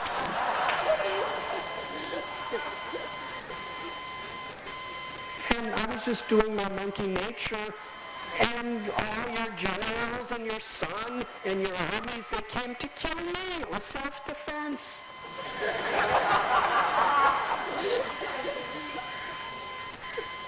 And Vibhishan was arguing really strongly with Ravana. And finally, Ravana knew that Vibhishan always spoke the truth with wisdom and compassion and love for his elder brother. So finally, he said, all right, I will not outwardly kill him, but monkeys are very proud of their tails. Light his tail on fire. And just to humiliate him, while his tail is blazing with fire, march him bound with ropes through the streets of Lanka so everyone will laugh at him. And after he's mutilated totally, if he does live, let him go. They took huge volumes of cloth and wrapped it around Hanuman's tail. Then they soaked it in barrels and barrels of flammable oil and lit it on fire. And Hanumanji was still bound up with ropes. And they took him through the streets of Lanka and were beating him and insulting him. And the Rakshasas were laughing at this monkey. And at a certain point, Hanuman was thinking, actually, Sita was told by Vibhishan's wife what was happening with Hanuman. And Sita, out of her love for her servant, she prayed to Agni, the god of fire, that please do not cause any discomfort or burning to Hanuman. Let that fire be cool and pleasing to him. So here is Hanumanji, massive fire is pouring out from his tail directly. And he's feeling a very cool, soothing experience. And he could immediately understand that it was Sita's grace she was praying for him. Now in that situation, Hanuman was thinking, how can I serve Ram? This is bhakti. In whatever situation, how could I best serve?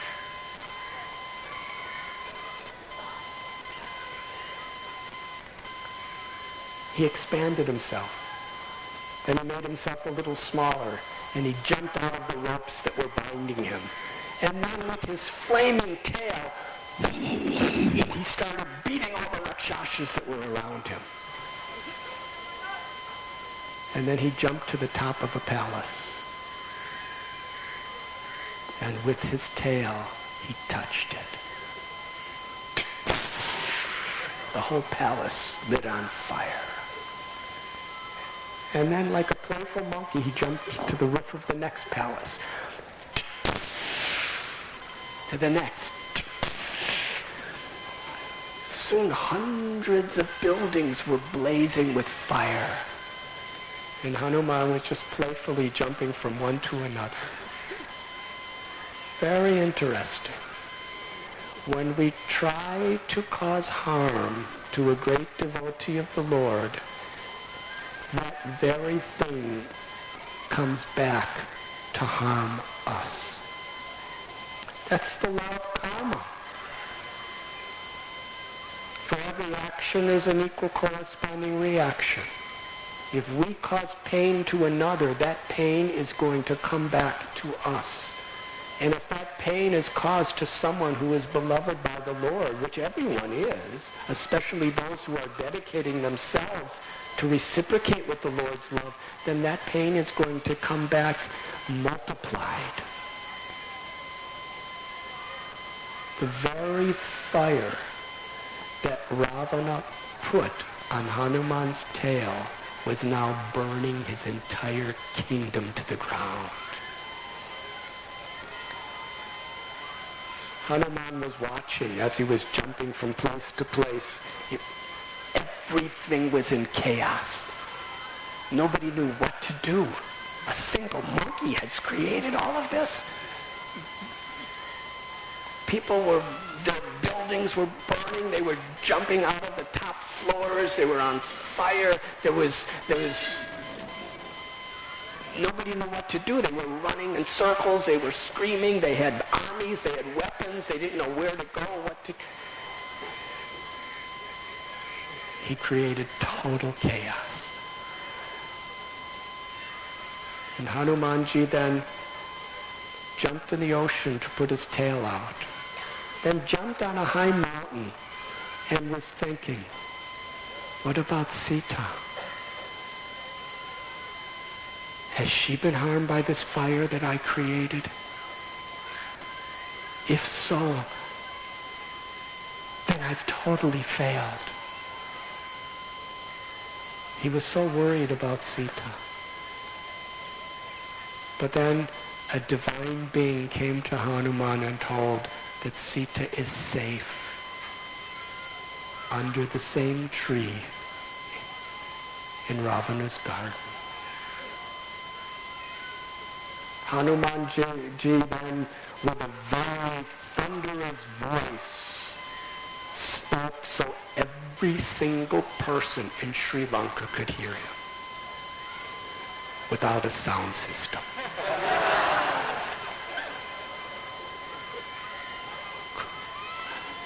He said, Ravana, I am just one insignificant servant of Ram.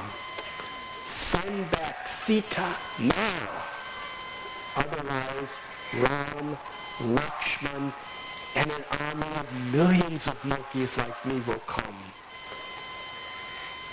to destroy you. And then with a roar, Jai Shri Ram, Hanumanji jumped back across the ocean. Meanwhile,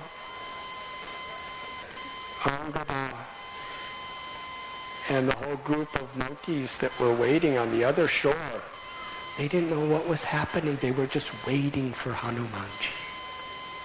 Some of them were fasting and standing on a yoga posture of one leg until Hanuman would return.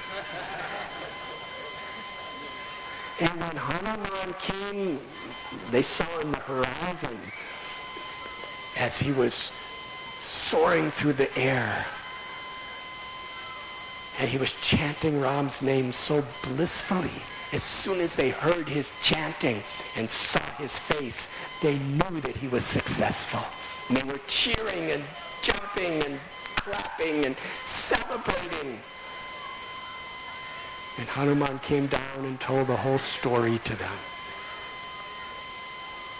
Their whole life was just to please Ram. You see, this is the nature of devotees. They don't care who gets the credit. They just want to see the Lord happy. No one was envious.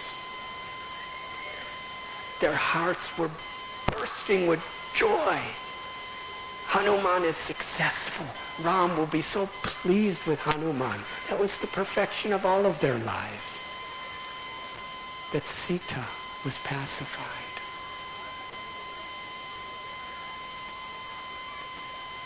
Angada said, now that we know exactly what's happened, let's us just go to Sri Lanka and destroy the rest of the city and bring Sita back. Jambavan said, no, it is the glory of Ram that he should do. That is the will of Sita, Hanuman said. So they immediately, very fast, they went back to Kishkinda, where we're sitting today. And just in the outskirts, some of you will go there tomorrow. It's still there. There's a place called Madhuban. It's a very sweet forest. That was Sugriva's favorite garden. It had nice fruit trees, and there was honey there, and bees. And there was a keeper, a very close associate of Sugriva named Dadimukha. And he was protecting that garden. Angada, Hanuman, and all the others, they went into Madhuban to celebrate the great victory of Hanuman, and they were drinking the honey and eating the fruits and jumping around, and the garden was being destroyed, and he was trying to stop them, and they just were laughing and celebrating. And Dadimukha went to Sugriva, who was at Ram's cave. 4 months during the monsoons he was at that cave. And then practically another month he was waiting for Sugriva while he was enjoying. And then it was almost 2 months that Hanuman and the others were away. Ram was in that cave in separation from Sita between 5 and 6 months. And Sugriva was there with them, just waiting for the devotees to come back. And as soon as Dadi Mukha came and said, they're destroying your garden, they're celebrating, they're laughing, Sugriva was so happy. He said, that means they must have found Sita. Send him here immediately. And Angada began to explain to Ram everything that Hanuman told him. And then Ram asked Hanumanji, please tell me. Tell me everything that Sita had said to you. Everything. And what is her condition? Hanuman said everything, and Ramchandra said, tell me again everything. And Hanuman explained everything, and Ram said, tell me again.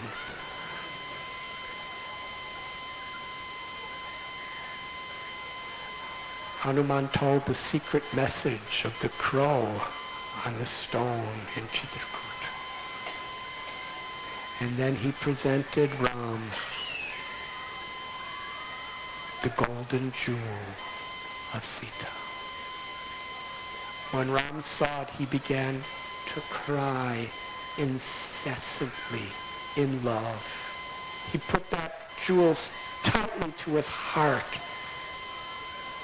And he said, on the day of my marriage with Sita, King Janak placed this jewel on the head of my beloved Sita. It was given to him by Indra.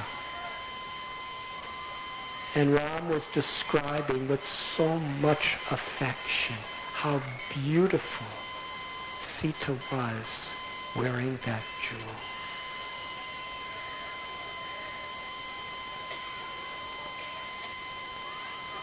He told Hanuman, you risked your life.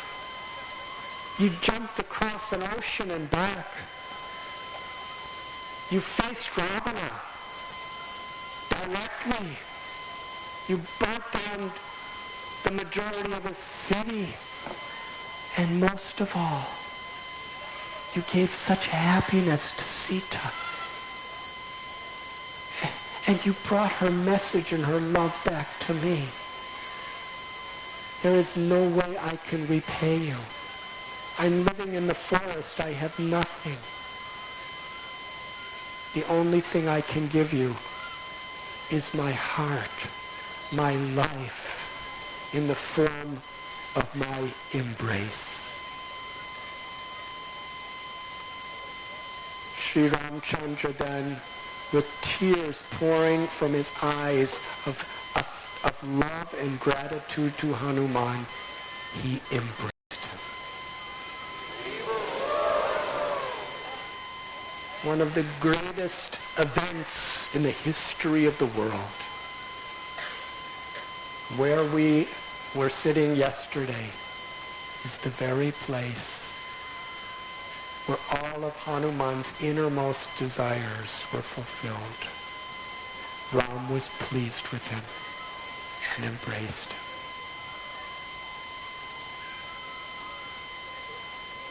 Ram was conquered by the love of Hanuman, and Hanuman was conquered by the love of Ram.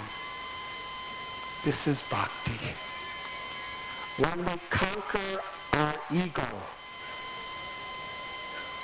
through humble devotional service, then we become totally conquered by the sweetness and the love of Lord Krishna. And that love conquers Krishna. In this spirit, Hanuman, with great happiness, cried out the holy name.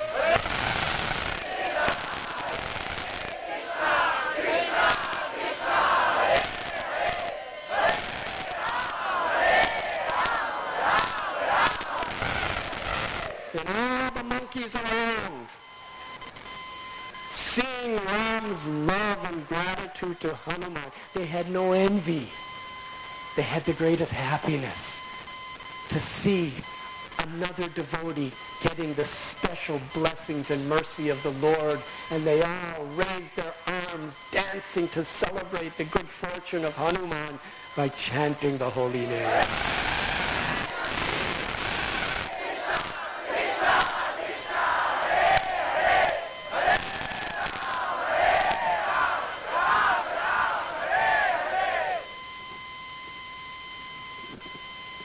Ram then asked Hanuman, we will go to attack Sri Lanka. Tell me what you saw. Hanuman was so meticulous. He memorized when he was jumping from building to building with his tail on fire, he was doing so many services. He was constantly chanting the holy name. He was giving happiness to Sita.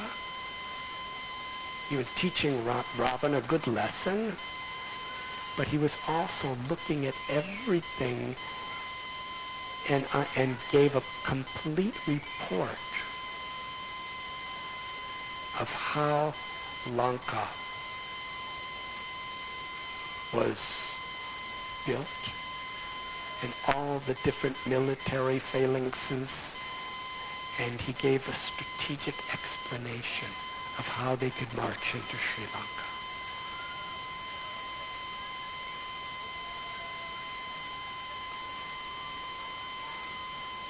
Lakshman jumped on Angada's shoulder. Ram jumped on Hanuman's soldier.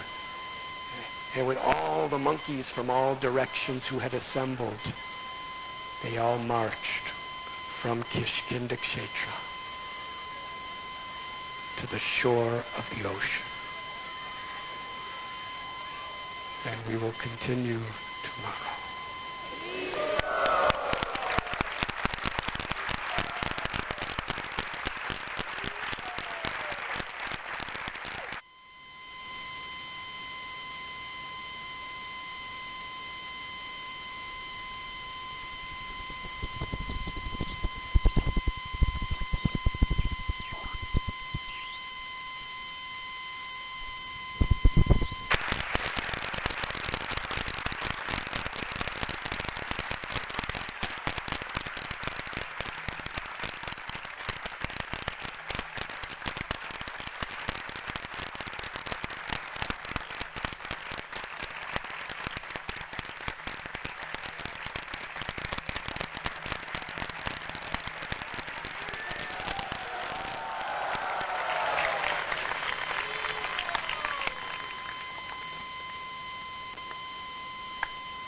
Today is Govardhan Puja. So we climbed one mountain.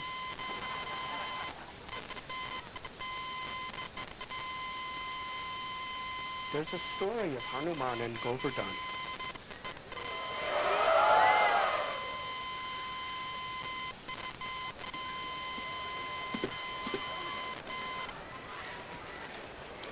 Tonight at the Pandal, we will speak the Leela of Govardhan Puja.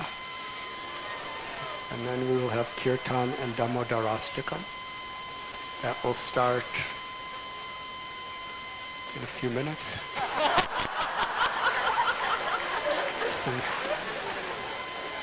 Sometime around 6 o'clock or 6:30 we'll begin Govardhan Puja Leela. We'll have a nice festival for Govardhan Puja at the Pandal this evening.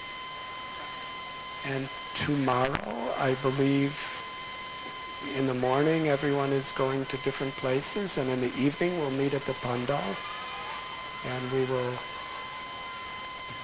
have our final session of Ram Katha tomorrow evening. We will discuss the building of the bridge across the ocean to Sri Lanka, Vibhishan's surrender to Ram, and some of Hanuman's incredible services to Ram during the Battle of Sri Lanka and their return to Ayodhya. So that will be tomorrow evening. This evening will be Govardhan Puja. But we know the story as the monkeys were building this bridge across to Sri Lanka. Should I tell something?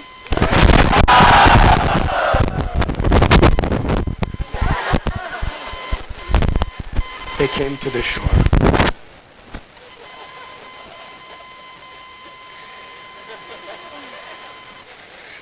Once I start,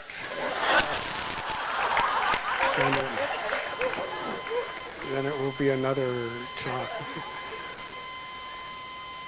But they were getting all these big stones, and Hanuman was bringing mountains to build the bridge across the Indian Ocean. And he was going all over, and he came to Vrindavan. And he came to Govardhan Hill. And Hanuman was going to pick up Govardhan Hill and bring it to be part of the bridge across the Indian Ocean. And Govardhan Hill said, no, I'm here waiting for Krishna, Ram. And Ram told Giri Govardhan about his mission. How Ram was building a bridge to get Sita to come back, to get Ram to be reunited with Sita. So Govardhan was enthusiastic to go. She said, okay, take me. But just at that time, Hanuman was sent a message that the bridge was complete. They didn't need any more hills or mountains or stones. So Govardhan was really, she wanted to do some seva for Ram. She said, well, please tell Ram that I really want to do some service. So Hanuman had such love for Giriraj. He jumped all the way to the shore of the ocean and told Ram about how Giriraj wanted to help. And Ram said, go back and tell Giriraj he shouldn't leave Braj Bhumi. In my next incarnation, he will give me the greatest pleasure by serving the gopis and Sri Radha and the gopas and the cows. And I will even lift him up with the little finger of my left hand. So Hanuman jumped back to Govardhan Hill and gave that message to Govardhan. And Govardhan sat waiting for Krishna to appear.